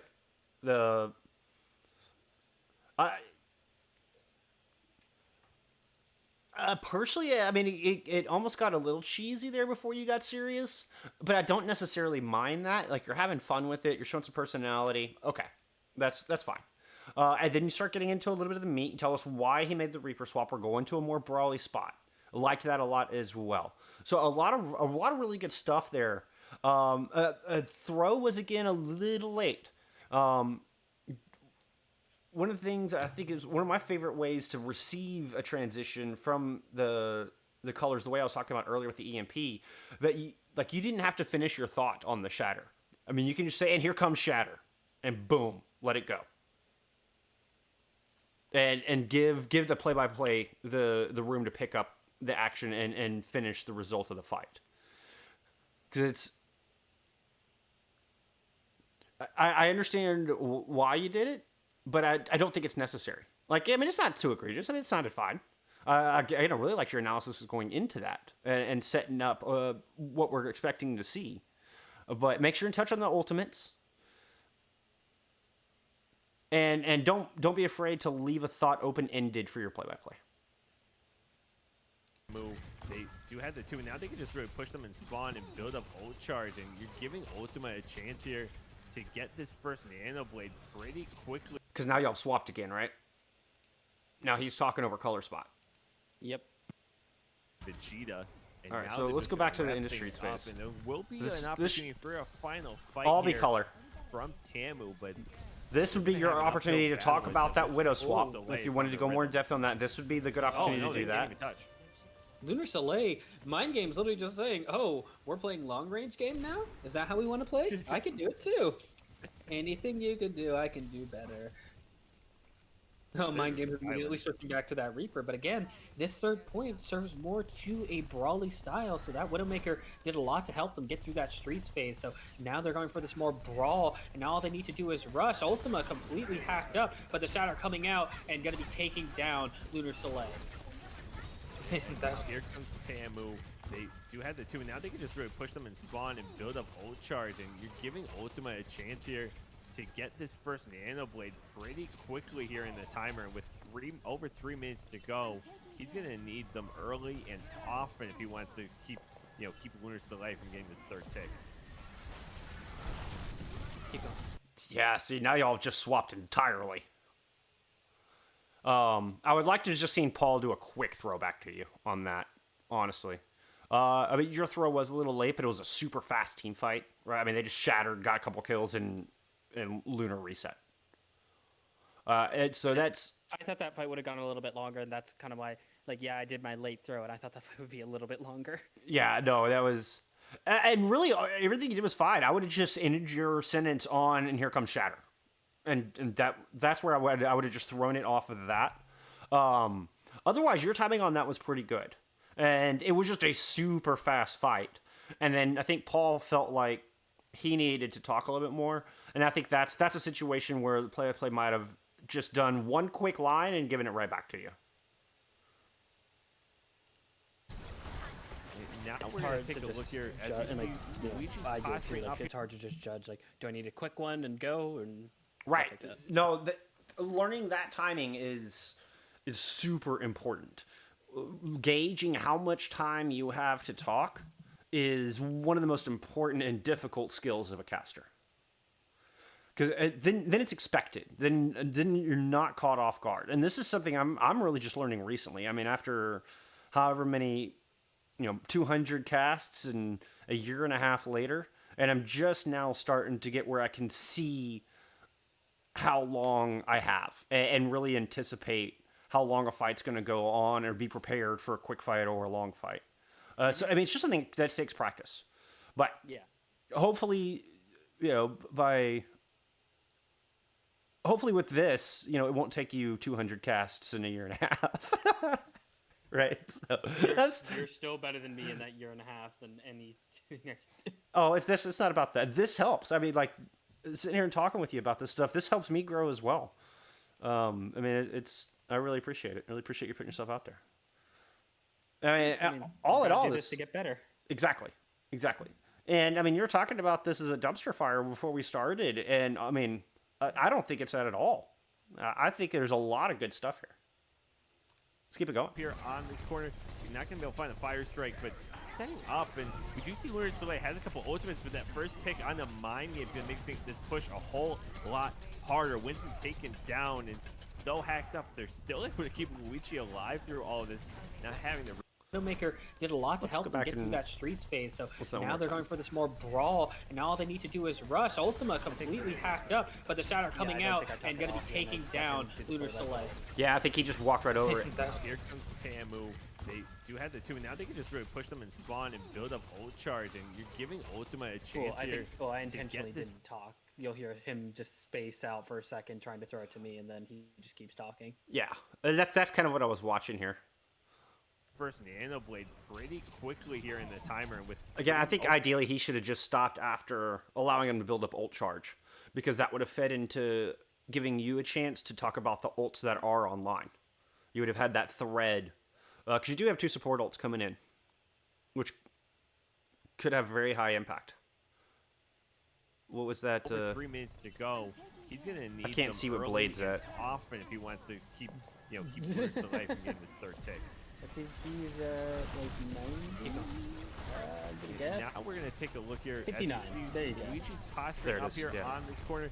You're not gonna be able to find the fire strike, but setting up, and we do see Lunar Soleil has a couple ultimates, but that first pick on the mind game is gonna make this push a whole lot harder. Winston taken down and so hacked up, they're still able to keep Luigi alive through all of this. Not having the Reaper available, it's ultimately gonna stand me off this push, and Ultima able to build up that blade for this next fight. Oh, that's a huge pick going out, and now What happened to the Sombra in that fight? Did she die before she got that EMP? Yeah. I think that's what Here happened. on this corner, she's she's got not going to be able to find a fire charged, strike, or but she's setting never- up and Right, she's she's Lunar Soleil has a anti- couple ultimates, but that first pick on the mind game is going to make this Oh, push yeah, they had a lost lot 2, harder. so they didn't want to Luigi invest taking it EMP. down and so hacked up, they're still able to keep Luigi alive through all of this. Not having Yeah, the so she Reaper just available, disengaged. That's why she was by the standing me stairs, off. yeah. Yeah. Well, I mean, it looked a little indecisive. Like, if I was Lunar, I might have just popped that primal. He may have been manually hacked. I don't think he was hacked though. I might have just popped to that primal and stayed in the fight and got that EMP off. But they just banked their ults. Okay. Off this push, and Ultima able to build up that blade for this next fight. Oh, that's a huge pick going out, and now you got that staggered Lucio. You got a couple of Who gets ultimates the on the Lucio? side of Tamu, and now you got that. You're coming up on that Nano Blade for this next fight, but you do have an EMP on young Vegeta with a beat drop, so you do have the necessary ultimates to shut down that Nano Blade. And see what we're gonna do with this, and he's found out. Young Vegeta's found out going into this next fight. That was really good. You touched on basically what I wanted you to, what I was looking at these ults, the things that I would have touched on. Nano Blade versus EMP is essentially what we're looking at here. Now you do have Peyton with an EMP as well, so I mean it could be pretty nasty. And so there's some big combo potential coming out from the defense, but I liked where your story focus was. You didn't just say, all right, we have 4 ults on one side and 4 ults and 5 ults on the other side. Like, he gave us specific ults to watch out for. It's really good. But this is a predicament to be in for Soleil. Yeah, they've got 5 ults, but they have to be careful. We saw it before. You know, if you have 5, you don't have to use all of them immediately. Diva Bomb going to find 2. That should make them easier investment choices here. Young Vegeta did use EMP as well. And we do see Tamu. They're going to have 5 ultimates coming back to defend as we get ready for a final fight here as they move the cart. Here is the final fight. You are going to have 5 ultimates, and here comes the Nano Blade. Let's see what happens with this one. We're going to have both ultimates coming out from Lunar Soleil. We see Coalescence able to find the first one. Massive grab, going to find everybody in it, but do they have enough DPS to take anybody down? They don't. Hacking the Diva, trying to get her out of mech. Not quite there. And now trying to pick up something here. Aelin going in. They are going to find the distance that Tamu could not stay on the cart. And Luna. Okay. Just a little bit of a meta study here. So, or a compositional study. When you're looking at these comps, like, what's your win condition? Let's start with Tamu. What is your win condition here? What do you consider the strengths and weaknesses, for that matter, of this composition? And they just recently swapped to a Lucio.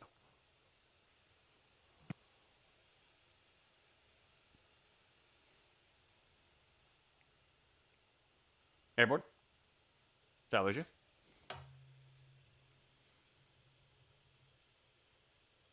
Still in call. Are you just muted? Pressed my mute button one too many times. Don't mind me. You're fine. I just pressed my mute button one too many times. It happens. Okay, so looking at Tamu's composition. What are the strengths? Let's just start there. Tamu, right now, they were really relying on the heavy brawl, obviously the Orion Zarya to keep a solid front line, and they were really relying on that Nano Blade, which, you know, after the fact, if you look right now at the kill feed, he actually didn't pop his Dragon Blade when he was Nano boosted. Right. And He got killed too quickly. yeah. Actually, I think he got hit by the EMP. Yeah, I think he got hit by the EMP. Although, I mean, maybe it was a manual hack. 'Cause the EMP bomb came out earlier in the fight. No, he did. He got nanoed right as that happened, though, didn't he? He got hacked. Well, he was able to dash, so did he get hacked? Let's go back and watch. Okay, so while I'm queuing that, let's continue on that point. Because they're running Brawl tanks. I mean, they're running Brawl tank and support line.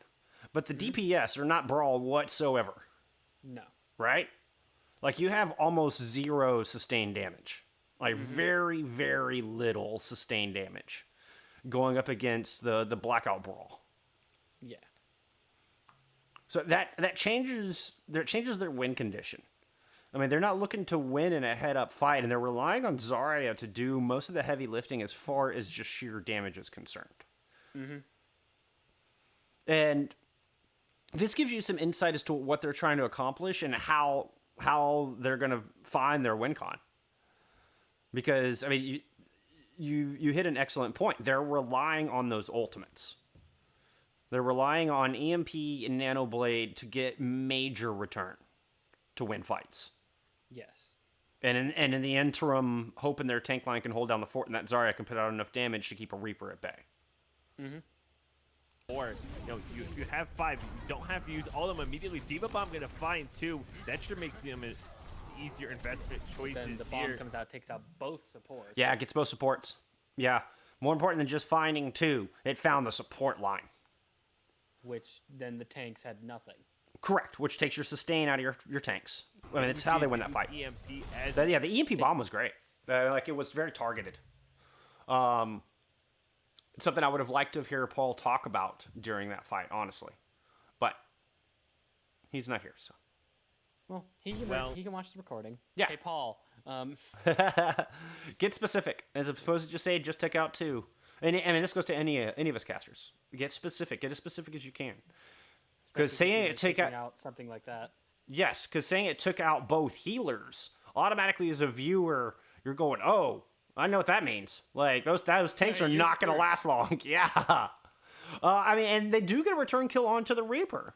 So could have gotten interesting from a play-by-play standpoint. I mean, like, oh, but they got the Reaper down. But here comes In the Owl, able to pick up the slack, finds both tanks. And then you're left with just 2 who are forced to reset. So despite having their ults, they don't get to use those ults because of the great EMP bomb to start things off. Yep. And we do see Tamu. They're going to have 5 ultimates coming back to defend as we get ready for a final fight. Yeah, he needs to learn to throw a little bit quicker as well. Paul, if you're watching this back, throw a little bit quicker. That fight was over well before. I mean, I would have probably cast it until the tanks went down. But this is going to be one of those fast spots. Like, so you can look at this stage right here where we are in the game with a $147 left, where the cart is, and see that this is going to be a very short color time. You're not going to have a lot of room to talk here. So it's that much more important that you're a play-by-play throw. And again, kind of back to the point that, you did so well earlier, as opposed to just saying 5 ultimates, talk about specifics. A couple of good combos available. Grav Blade combo, or Shatter EMP combo. I mean, you can give us something to look out for. But 2 support ults on the other side. But again, you don't have a whole lot of time to talk about this stuff. This is where being succinct is so important in reading that time. Right So here as they move this the should have card. all been color time. Here is the final fight. You are going to have 5 ultimates, and here comes the Nano Blade. Let's see. It's not quite final fight in the sense of it's a guaranteed final fight. We're not in overtime. This is Lunar only have to win one more fight. It's a subtle difference, but it is important. Now Lunar only has to win one more fight to fully cap this map, and they've still got a great time bank. So, something along those lines. See what happens with this one. We're going to have both ultimates coming out from Lunar Soleil. That I liked. That was great. You're building the energy. What the hell happened to this Genji? As we get ready for a final fight here as they move the card. I'm questioning this too. Why didn't he pop Here is Blade? the final fight. You are going to have 5 ultimates. Because he was able to dash. He's hacked. And here comes He got hacked like at the dash. Like he went to pull Blade. I'm sure he dashed up to get the nano and was about to pull Blade, and he gets manually hacked. Oh, that's the Nano Blade. Let's see what And then happens gets with killed. this one. We're going to have both ultimates coming out from Lunar Soleil. We see Coalescence able to find the first one. Massive grab. Going to find everybody in it, but do they have enough DPS to take anybody down? They don't. Hacking the Diva trying. That was a brilliant sound barrier. Oh my god.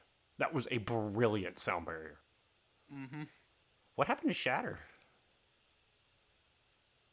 As we I get think ready he for tried a to hit final them. fight here as they move the I card. don't know. Now that I'm thinking about it. Here is the final. Maybe he tried to hit it on the Graviton Surge, but the Graviton Surge was on top of the cart, so it didn't knock anyone. Or Winston got a shield down. Yeah, that's what I was looking for to see if he. That's exactly what I was about to look for. That sound barrier is brilliant, though. And not only did he block the follow up to the EMP, but the grab as well. Like that. I mean, this just went very bad for A&M, unfortunately for those guys. Yeah, they had 5 ultimates And none of them land. None of them get any value. You are gonna have 5 ultimates, and here comes the Nano Blade. Let's see what happens with this one. We're gonna have both ultimates coming out from Lunar Soleil. There's the hammer. I heard it. The hammer looks like got 3. I see 3 stuns. So he hammered, hit 3. Grav comes through. I guess, dude, that sound barrier. That sound barrier was. Did he interrupt sound barrier? Yeah. There's no shields. Wait a minute. He shattered sound barrier. He interrupted sound barrier. I think so. Then how the hell did they survive all that? For a final fight here as they move the card. Again, this goes back to what I was originally talking about with the weakness of this comp. There's just not. They don't have sustained damage. Right. Here is the final fight. You are gonna have 5 ultimates, and here comes the Nano Blade. Let's see what happens. Already dead. Oh. He dropped sound barrier a split second too early.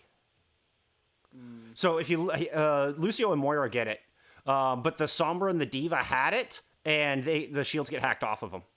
So That's the EMP. That's how the supports survive. Yeah, that's how the There's 2 supports people that get survive. stunned. It's because they didn't get hit by the EMP. The EMP The only Owl got pops 2. His ultimate, in the Owl pops his ultimate, and that's why he's able to survive the shatter as well. With this one, we're gonna have both ultimates coming out from Lunar Soleil. Oh, dude, he did. He popped Primal right as Shatter came out. Yep. We see Coalesce is able to find the first one. Massive grab, gonna find everybody in it, but do they have enough DPS to take anybody down? They don't. Yeah, see, that's just a lack of focus fire. Like, they should have killed somebody. They get shatter, they get grab, they get everything there. Yeah, Shatter, Grav, and EMP all land. What a chaotic fight. Attacking the Diva, trying to get her out of And they Mac. don't Dragon Blade. Not quite there. And now trying to. Now pick up Blade comes something out. Here. Aelin's going in. Unluckers. He gets 1. Yeah, that's a chaotic fight. Okay, and after examining that, I think this still goes back to this composition. Like, there's not anything to put big damage down in mid-fight. Or to follow up on EMP or Grav or Shatter. Tamu should have really just gone for the just full-on brawl. Just gone Reaper Sombra. But, I mean, that's what I'm thinking. Like, you needed to mirror that Reaper in this composition. Which is, I mean, that storyline would have then had major payoff at this stage, right? By setting up that storyline beforehand, then this is no surprise. Then this is just them exemplifying what you had set up. So, and really the whole point of this lesson was looking at the compositions, determining their strengths and weaknesses. And get to a point on cast where you can point that out on the fly. And then you know what to look for. And then the stories kind of... I feel like especially like... finish themselves. The more I cast and the more I see these kind of comps, the more I'll be able to like point this stuff out. I mean, that's again, it was a very unusual brawl tanks, brawl supports, dive DPS. And a lack of focus fire. I mean, if you want to get into the tech, like the... technicalities. Yeah.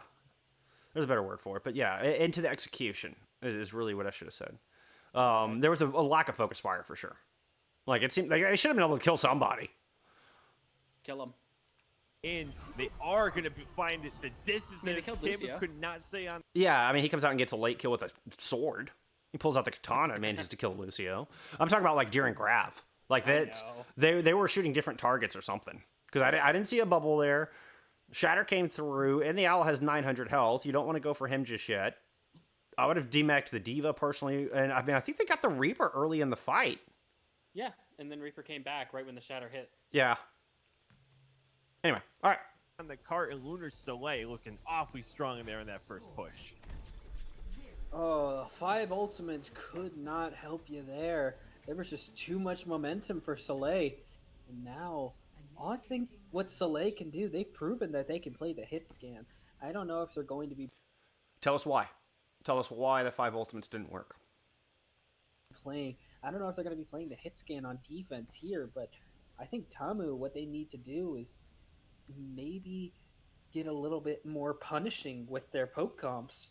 You know, maybe have a Are those cams live? It'd be awesome if they were. Like the security cameras, if it actually showed like the heroes running across. That'd be really cool. I can't say I've ever Brigida, checked maybe that. have a maybe Well, have we a can go to a custom game later. Well, and if you had multiple observers, that'd be an awesome transition.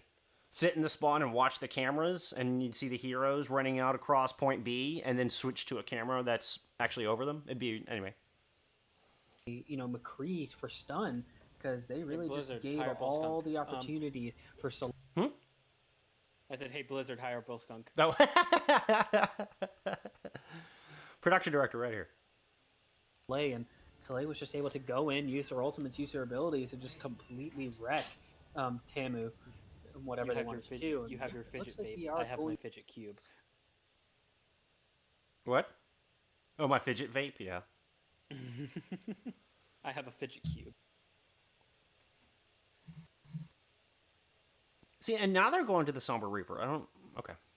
I don't know why they tried to pull out the Genji. Going to get mind games on that Reaper, so we're going to keep the same. But they're comp not using a from Moira with Soleil it. on the Look. defense. So let's see how that works out. I think they found a lot of success with it. We've seen Mind Games play this Reaper very well when they're able to execute on it, and I think that's the hinge of this is when they're able to work around Lucky properly. I think they're able to play it well. We saw the take ourselves back pre-pause on Ilios, that first fight where they just didn't push in. It was like, well, what value are you getting out of this Reaper? But now, as we've gone here on the Dorado, now even to now, when this Reaper's working, they're able to kind of just put themselves in the face of the. No, Ultima's going back over to the Genji. I liked that. This should be a little bit more banter or a little bit more color time, personally. But at least set up that, hey, we're watching out for mind games on the Reaper. Like, didn't really do a whole lot of talk on positioning of the defense, but I mean, it's a brawl style defense, so.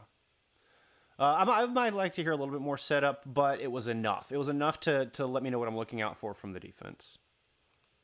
The other team, and if they're able to do that again, and though they're on defensive course, their ability to work as a unit and kind of have a proper kill priority is going to make the difference in how much value they get from that Reaper. We are just going straight brawl from Tamu. So we're going to see how this works out with the Reinhardt Zarya.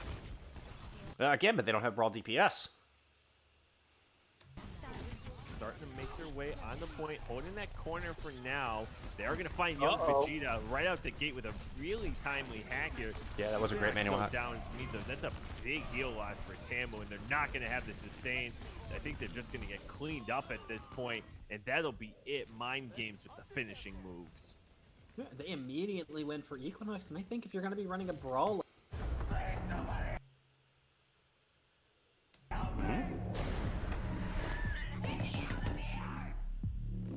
Interesting.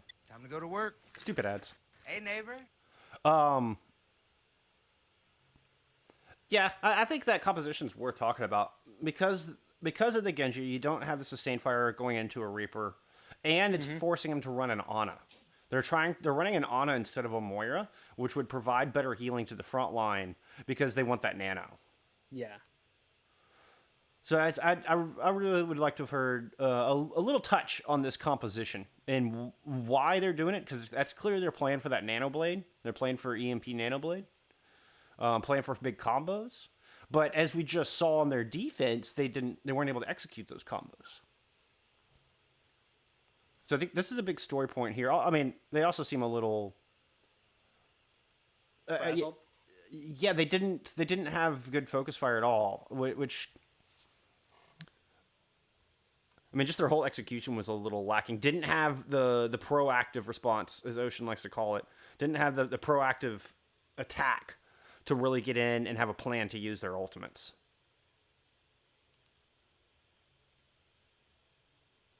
Equinox is as I'm talking about it. Equinox is probably going to have to go to Moira because in the Owl and Aelin are going to go into this and basically nullify the Ana, Boom. not let her get any of that healing to take her out. So Right on cue. There's the swap. Equinox is going to have to go. The oh, we have both Sombras. Oh dear. Oh, come on. Give us the duel we're looking for. Oh, this is what we all want. That's all we're looking for. Okay, that was is a pretty little funny. Dual action here. Peyton's gonna work their way in on the flank here. Young Vegeta did find Luigi, and no It's shield completely is stopped a my very train of thought. That's the difficult push. worst part. I feel really bad about it, but it was funny. It was kind of funny. Really funny. But don't let that distract you. Like, you can kind of touch on it. Like I feel like Hex is actually really good at that. Like, he's making a point. One little quirky thing, he's like, oh yeah, little somber duel. But then, but then go right back to talking about that Mora swap, because that Mora swap is actually really important. Yeah.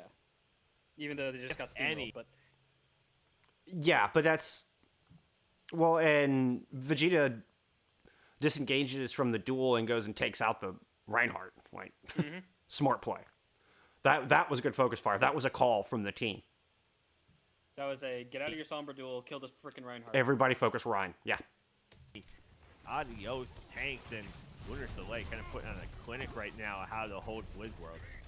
They really are, and I'm looking at this. Swap, and there it Ultima going over is. to the Reaper just to try and out-brawl the Brawl. That's really what we're trying to do. The only difference is the tank line at this point, and the ultimate advantage currently is in the ballpark of Lunar Soleil. So we're almost to the Graviton Surge, but we're really going to see who has the better Brawl. Again, Mind Games is going to have this Death Blossom going in, though. One thing just to note is the 2-minute warning. So they make their swaps before the 2-minute mark. This is important because it gives you a chance to build up those ultimates. And you get a couple of attacks that it's not just like one last-second swap. Yeah, I think earlier on in the game, they had made a swap literally with 30 seconds left, and I was just like, yeah, you're not going to win. I didn't say it like that, obviously, but... Yeah, no, it's just important. Like, keeping a sharp eye on the clock and being aware of how much time is left, it plays a big impact on your story. And, I mean, just beyond, final fight territory. Mm-hmm. We'll be absolutely keeping our eye on that for whether they are able to set up into a flank or not. Now, Luigi Perez not going to have the shield here off the hack in a big move. Now, both Sombras really close to that EMP as well, so it's going to be a lot of Qs being pressed here in just a moment. Luigi trying to push in, trying to get that shatter. But we 17, massive grab. Going to find everybody. They're going to shatter into it as well. The Pape going to take down several. It's just a massive clump of a brawl, and they're able to take down 4 and wrestle control away from Lunar Soleil. Who needs strategy when you can just press Q? Okay, so you can see how talking about the compositions before, even on their defense, would have had that would have been a major payoff for that right there. They, especially if you were saying, I really wish they'd just go for the Reaper Moira. They don't have enough sustained pressure with the Genji Ana. Ana's getting dove, and this could have been talked about way before. And then they finally make the swap, immediately win the fight. Yep, Q. Oh, man. They didn't give Lunar the opportunity to use any of their ultimates, but except for What's that? They did hit quite a few Qs, so. Yeah, no, they spent 3, but they held on to Sound Barrier and EMP. Yeah. I mean, they still have win conditions. They didn't throw, they didn't shatter EMP, and, they didn't throw all 5 at it. They used both their tank ults and Cole. So, I mean, slightly expensive, but worth. And held on to important ults. for the Primal Rage, so Lunar is going to be going into this next fight with 5 ultimates. Death Blossom and EMP, or even EMP and Diva Bomb. But it looks like Lucio is going to be hacked up on this one, so he's not going to be able to push in immediately. So they know that he has his beat drop. So we're going to see how they respond to knowing with the beat drop. But I think Lunar Soleil wins this next fight. They have too many ultimates with too many time, but we do have the EMP on the side of Tamu to maybe take out this one, and they're just going to push in with the EMP. The hack. It's going to hack everybody pretty much, I believe, except Owl. And that is more than enough here. Tamu putting their foot down, and they're going to keep this car. Okay. So obviously your sound barrier is your big counter to EMP, right? So hacking that Lucio is super important. One thing is just keeping his positioning in mind. This is something that Avril harped on Billy and I about pretty harshly. But that positioning is super important. And Never Lucky getting hacked up, like he needed to be hiding. He needed to get the heck out of Dodge. And that was for those 5 ultimates that Lunar had to win the fight, they got to get that sound barrier off.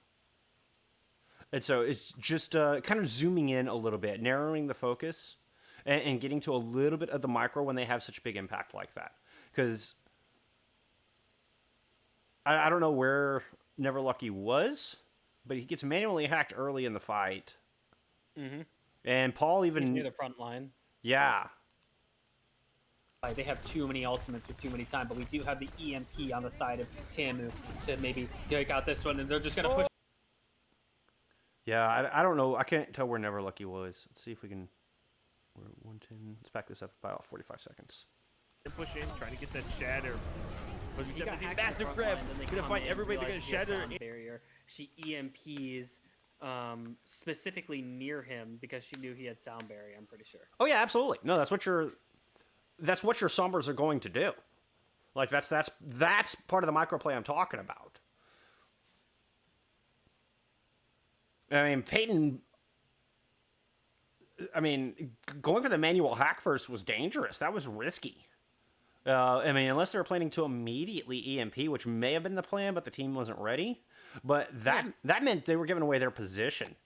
And if I'm Never Lucky, I am amp speeding myself the hell out. Like I'm going to hide. I'm playing Mercy before she got her nerf. That's the kind of hiding I'm doing. Yeah. Yeah, exactly. I am going to hide. Into it as well. The Pink gonna take down several.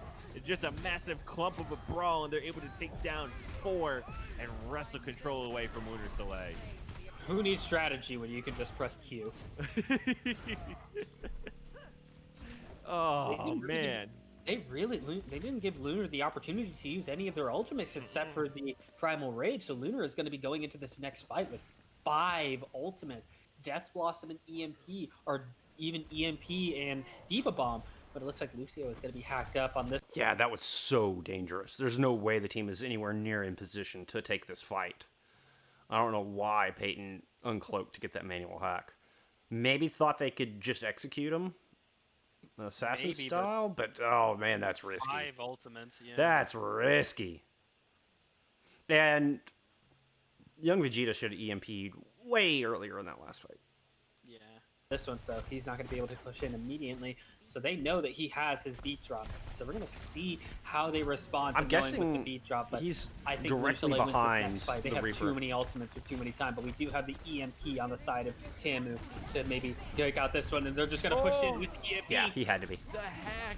It's gonna hack everybody pretty much, I believe, except Owl, and that is more than enough here.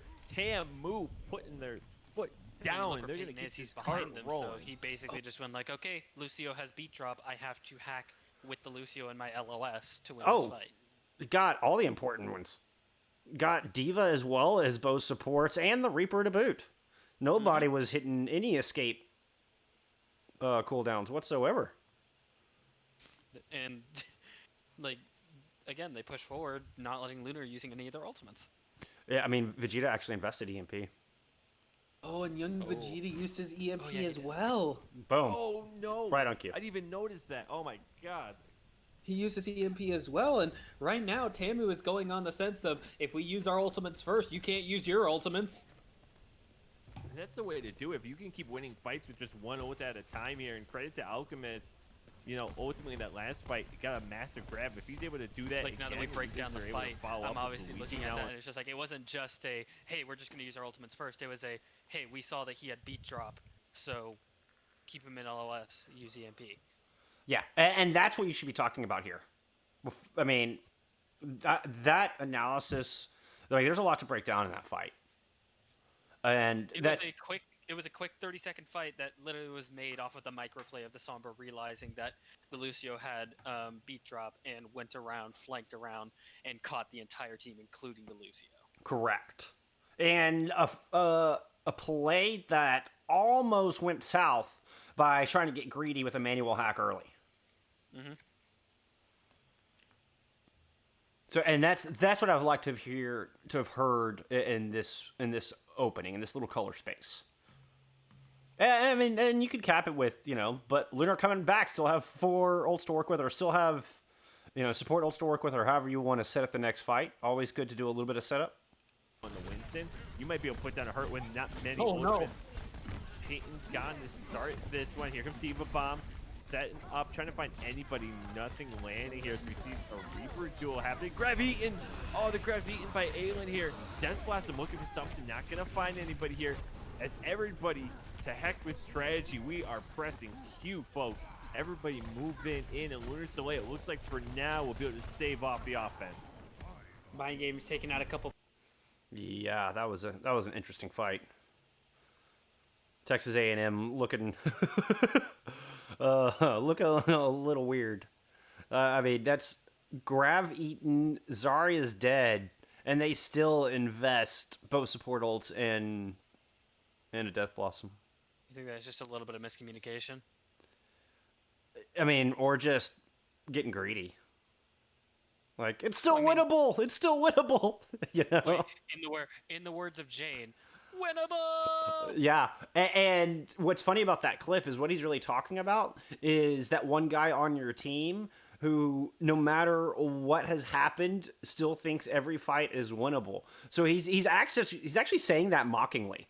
That yeah, it's taken out of context, but the that whole episode, I remember seeing all that live. And he's talking about that even when you shouldn't be taking the fight, you have that one guy going in screaming winnable and dropping ults.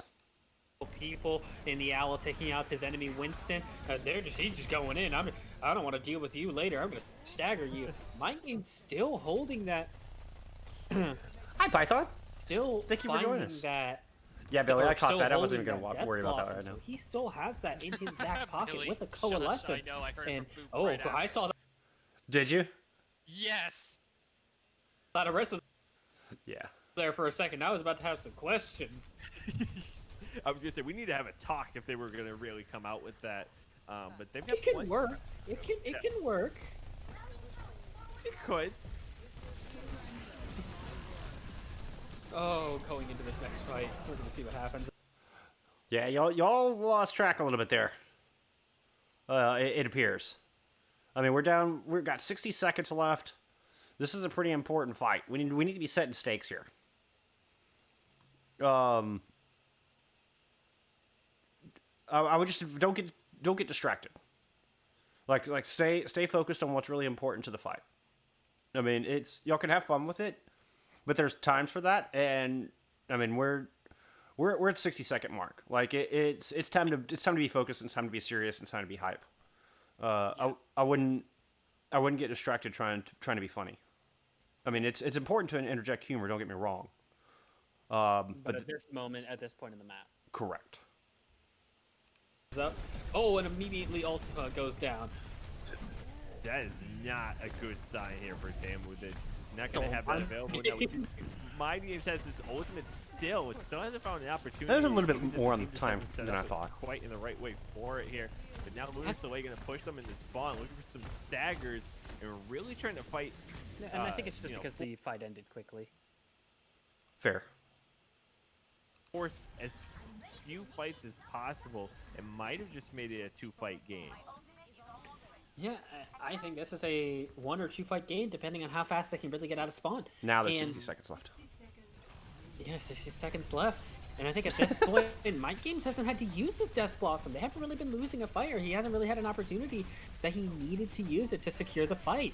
He's been able to hold it, and now we have that EMP with the choice of either a EMP Death Blossom or an EMP Diva Bomb. We're going to see what happens.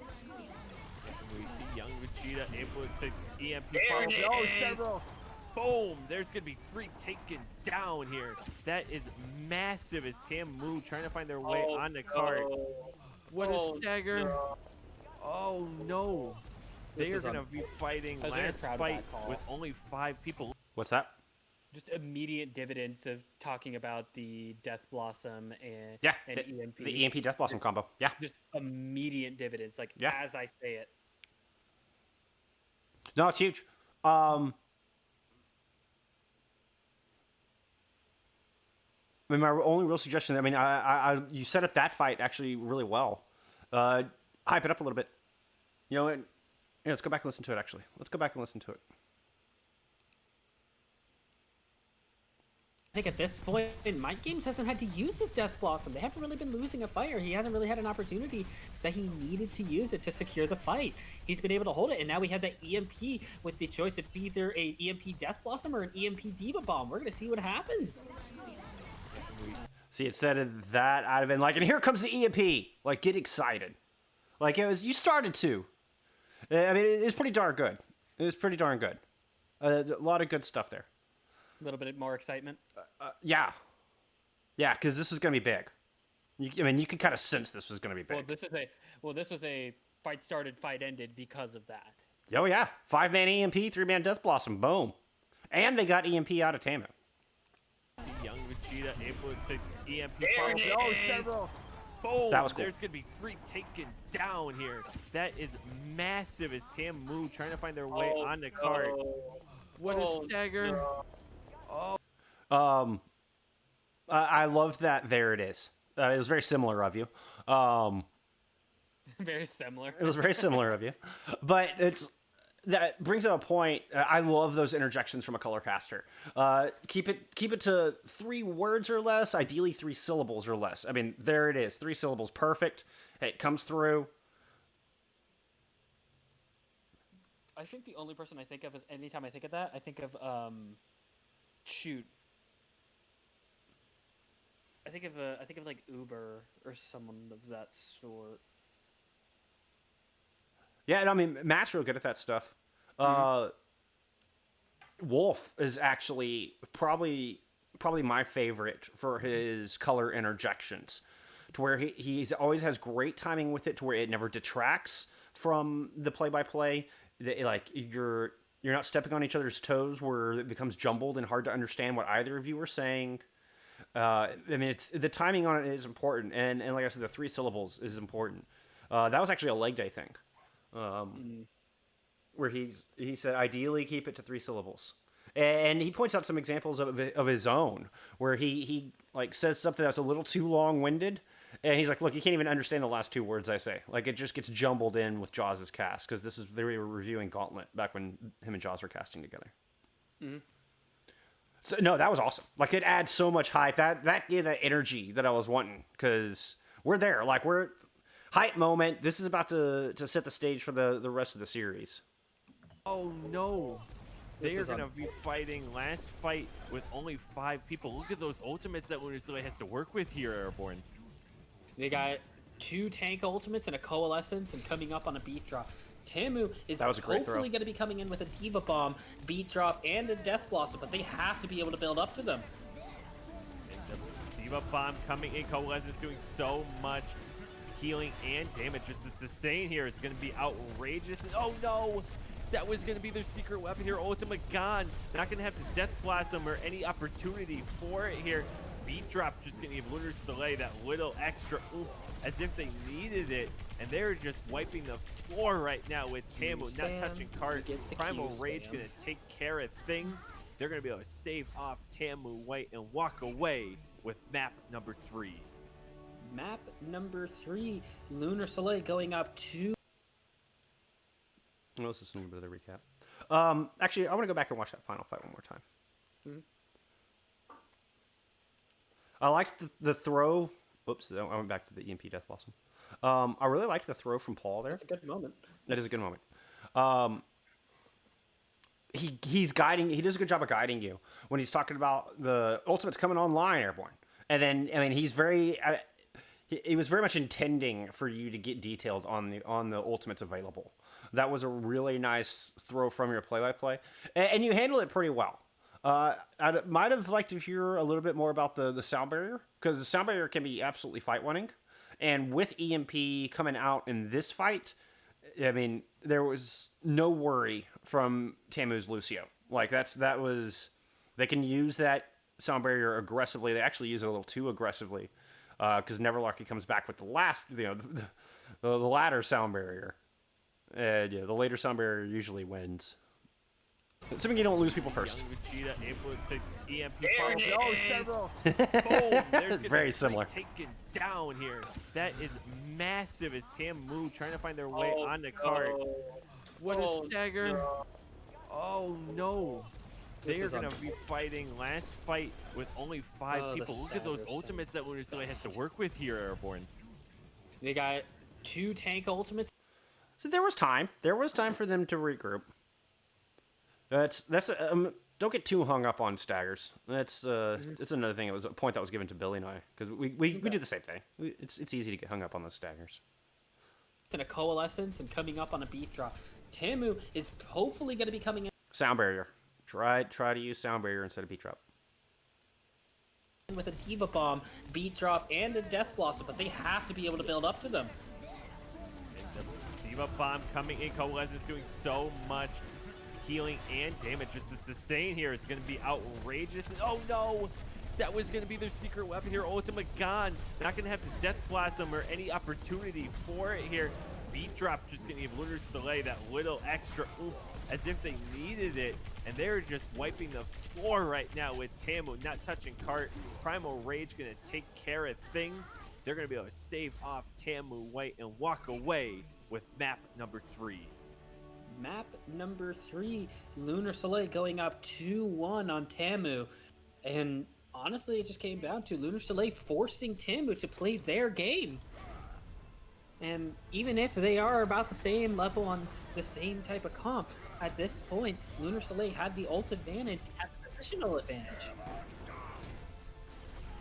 And really well played. And one of the things that we kind of highlighted throughout the match there was sort of the inability for them to find a great spot for ultimate in Minions to use their Reaper ultimates. And it kind of set both teams back and put them in some awkward positions where it's like you don't have your major damage dealing ultimate. So it came down to sort of the collection of all the others, how quickly you were getting coalescence and using it, how big the EMPs were. And when it came down to it, Lunar Soleil ultimately were able to make things happen a whole lot better. Yes, and again, as I said, Mind Games never needed to use his ultimate. He didn't. It's not that he didn't have a chance to, or he didn't have the setup to do it. It's he didn't need to. They were winning every single fight. That's a good point too. Yeah, they were taking care of business and really smart play from him. Not to over in. On analysis at the end, get specific. Like if you need to jot down some notes about a specific play, so that you can look back at that when it comes to post fight analysis, then you can bring that in. I mean, even if your focus was just on what was his name, the Reaper player, Mind Games. I mean, you could talk about specifically, winning the fights, and then when the Death Blossom finally came out, it was huge. Yeah. But it was just across the board. And I'm trying to do this more myself. Is have specific instances within that last map that you can focus on and kind of go back to and point out the micro plays in there, because those specifics they give it weight, and it becomes a lot less general and really pointing out exactly what happened and how that led to a win or how that had a big impact in the overall map. All in all, very good. I mean, for your second cast in 2 years or in a year, I thought there was a lot of good stuff in there, Airborne. A lot of good stuff. Could have been worse. Definitely. I mean, probably didn't want to do my first cast because genuinely, Ocean was thrown on the play-by-play. I got asked 10 minutes before the actual cast if I wanted to do cast, and I was just like, okay. Hey, I mean, if you're wanting to get into it, that's the way to do it. Yeah. It is the way to get into it. And Yeah, you just got to get out there and do it. Just get out there and do it. Take all the opportunities you can. And like I enjoyed I mean, I actually really enjoyed that Tamu versus Lunar game. It was actually a really good game.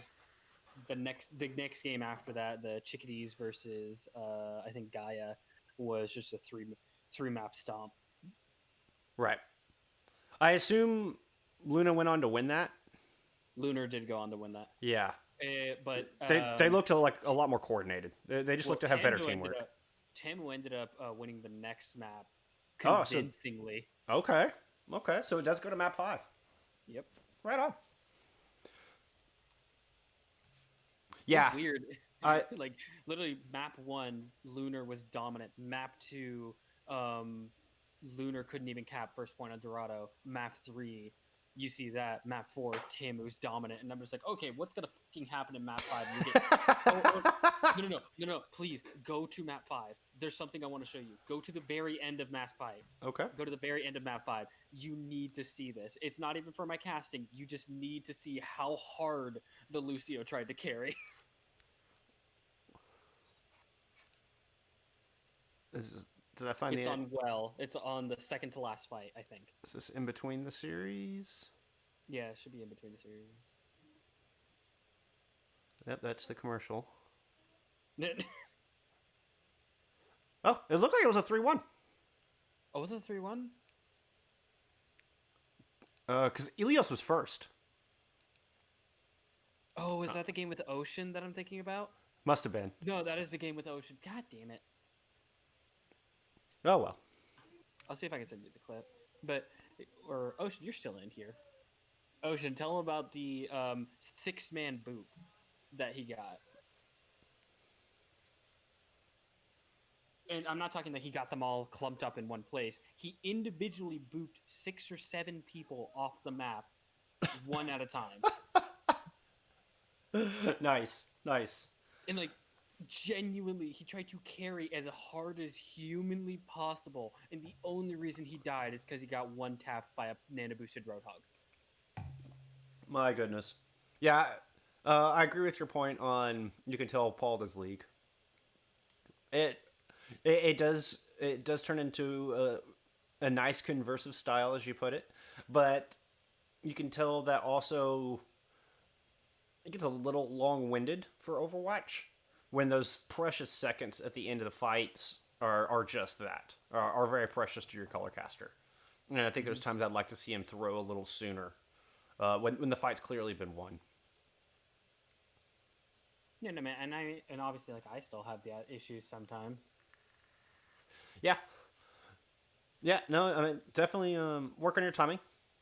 I mean it wasn't too terrible.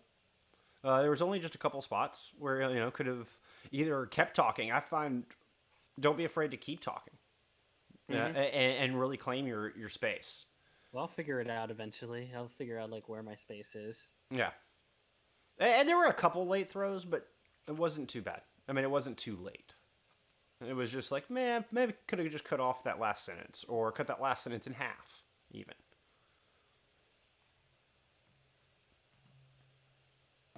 No, all in all, very good. I'm excited. I'm excited for you to do more. Wait a second. I'm gonna see if I can find this Lucio clip for you.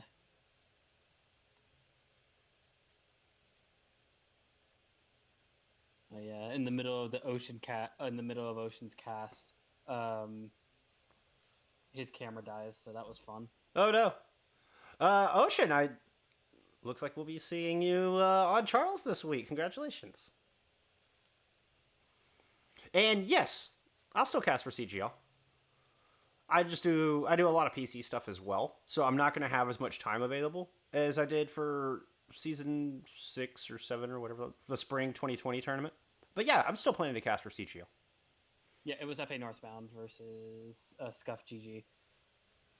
Let's see if I can find it. For spring 2020, that was all I did, right? So that's how I ended up doing 102 matches, or however many ended up being. I was doing 4 to 8 a week, and leaning more towards the 8 a week. So I won't be doing that much, but I'm going to do as much as I can. I really enjoy it. It's a different feel. With CGL, yeah, I mean, I'm producing, observing, and casting.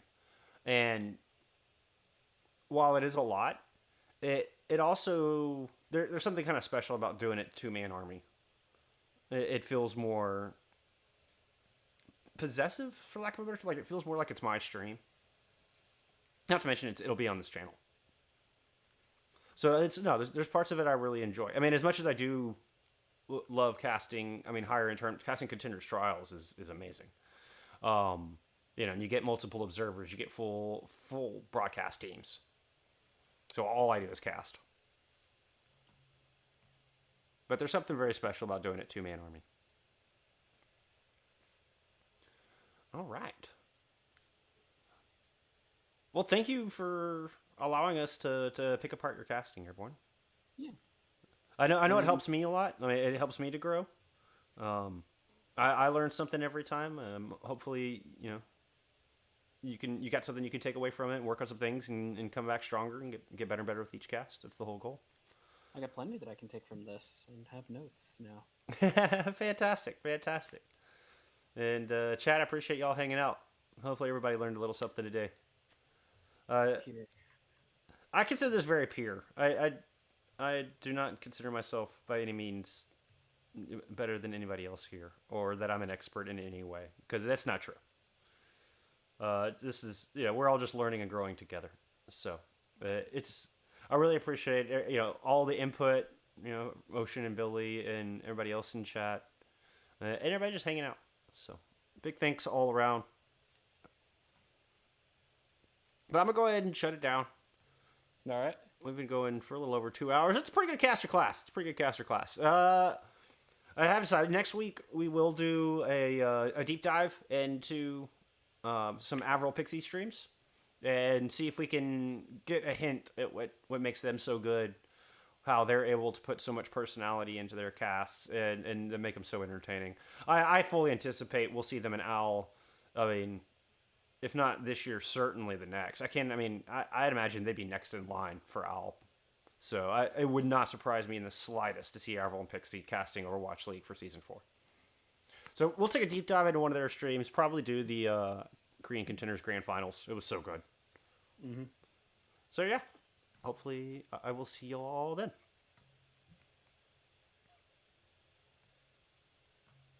Have a good night, everybody. I'll see you next time. Good night.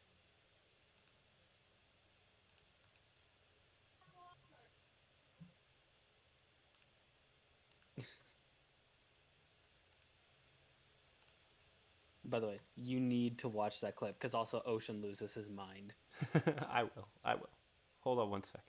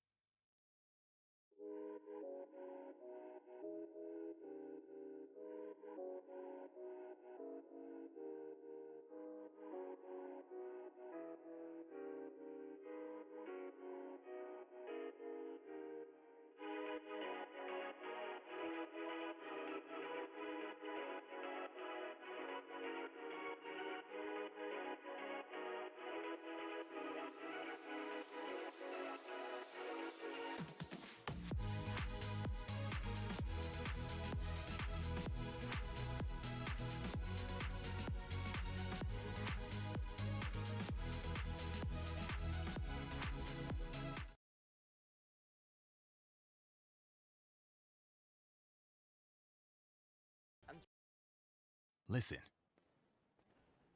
You hear that sound? Your stomach isn't growling. It's giving a standing ovation.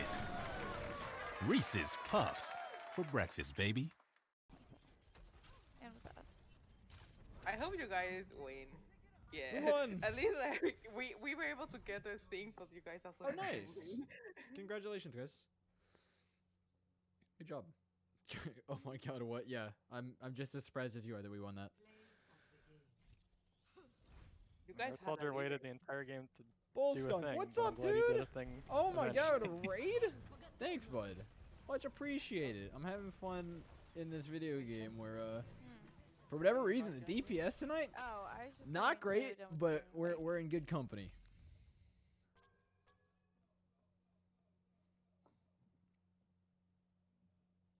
Oh, I'm still leader of the party. Their Mercy player was one of our DPS players in real too. That explains a lot. And Yeah.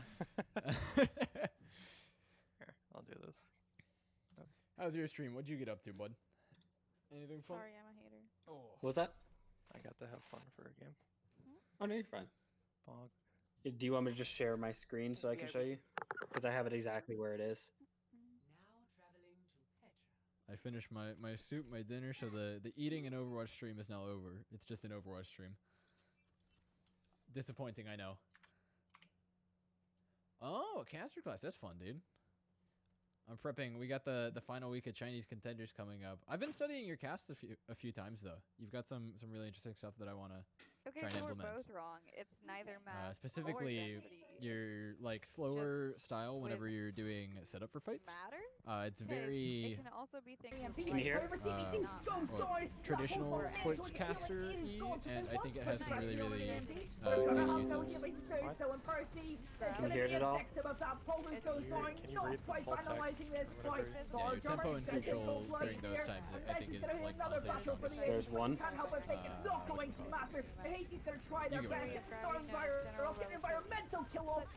Later on, Christian.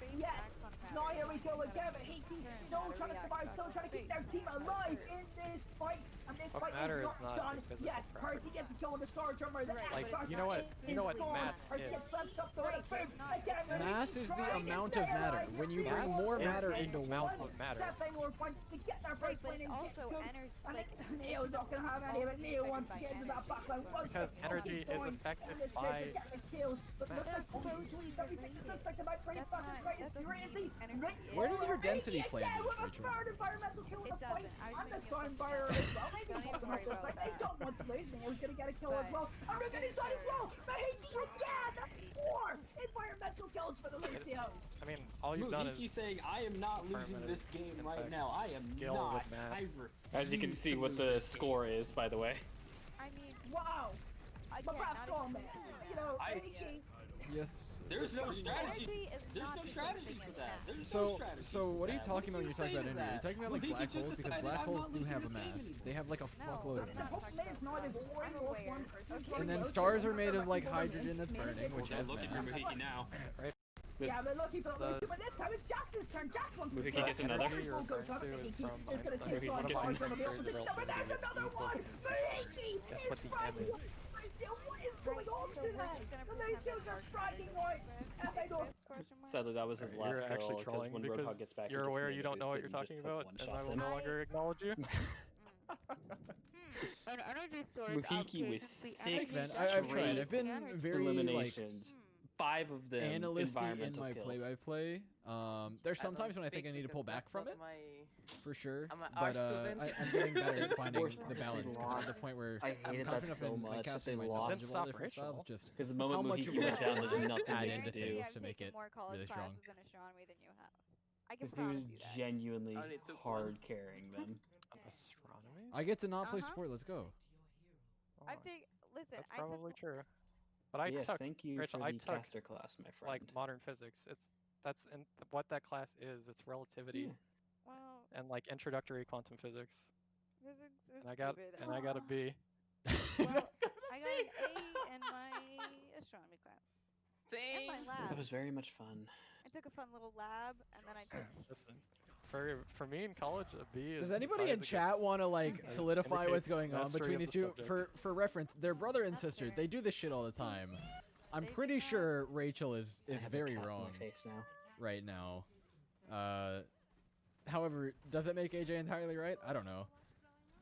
I've probably taken more physics classes than both of them combined, but Yes, he has nails. You know that, right? almost certain that gravity is just kind of mass I mean, I don't based. fucking know what dark matter is, but neither do scientists, so that doesn't matter. They straight up don't. So when's your next Hey cast? Rachel, do you want Oscar? Charge? Yeah. Come here. I don't want to die to Tyre. He's gonna kill me with it. I mean, Here you go. scientists also Oh, nice. What are time? wrong about space all the time, so it doesn't matter. This is true. Scientists are. Gravity's been around for a good bit though. Yeah, but some of We're their pretty gravity- sure. We're pretty sure about the whole gravity thing.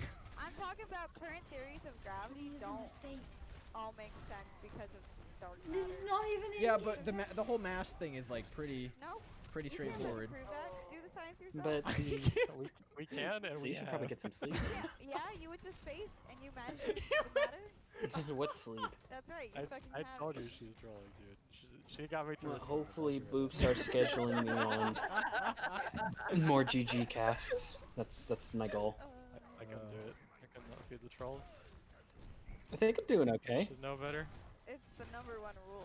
You don't Okay, fucking we feed must- the trolls. for not casting in a year and a half. I mean, Next bubble we Yeah, I go. can't- All right. like can't me and shoot that. Ocean were losing our Go, go, go, minds go, on go. I that went last on game. 3, That I'm sorry. 5-map series, and then Mukiki literally just saying, "I don't want to fucking lose this." Ah, call an ambulance, but not for Like me. if somebody asked me, oh, we need some GG highlights. What is it? I will send them that Twitch link and I would I just don't say have Fire clip the Strike, next no! 2.5 minutes. Oh, we're all dead. Yeah. We are. Because also, we are all Ocean, very as you dead. hear, Ocean is I losing got his trapped goddamn and mind. then Trip Tire. They don't see shit. I'm just glad I was a part of it. And I'm glad Ocean got Oh, one. that's not who I slept. I can rally on. With AJ, why'd you Hell. not queue DPS? God damn it.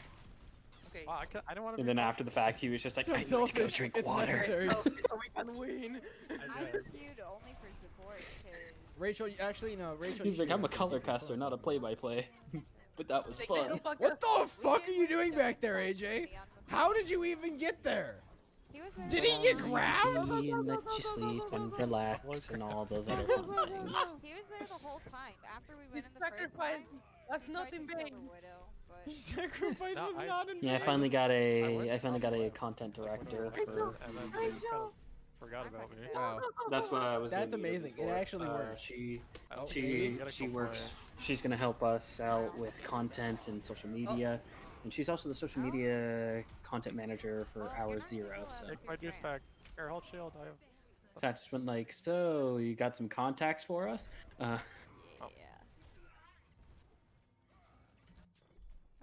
What do I do? No. So the reason I was actually put in contact with her is because No, the it's in vain. main You're support that we pleading your picked point. up It was in vain, AJ. the former main support of Hour Zero. I'm fucking soul grab. As you liked. What are you doing? I can't. Yeah, I'm I just found the like, map. Yeah. Jam is a good pickup, and Feel that. apparently the reason Jam Okay. joined our team is because he said we had a really, really good Well, roster and he shield liked the up, environment shield of the players, and I'm just like, The shield went away. Oh no. okay. I'm dead.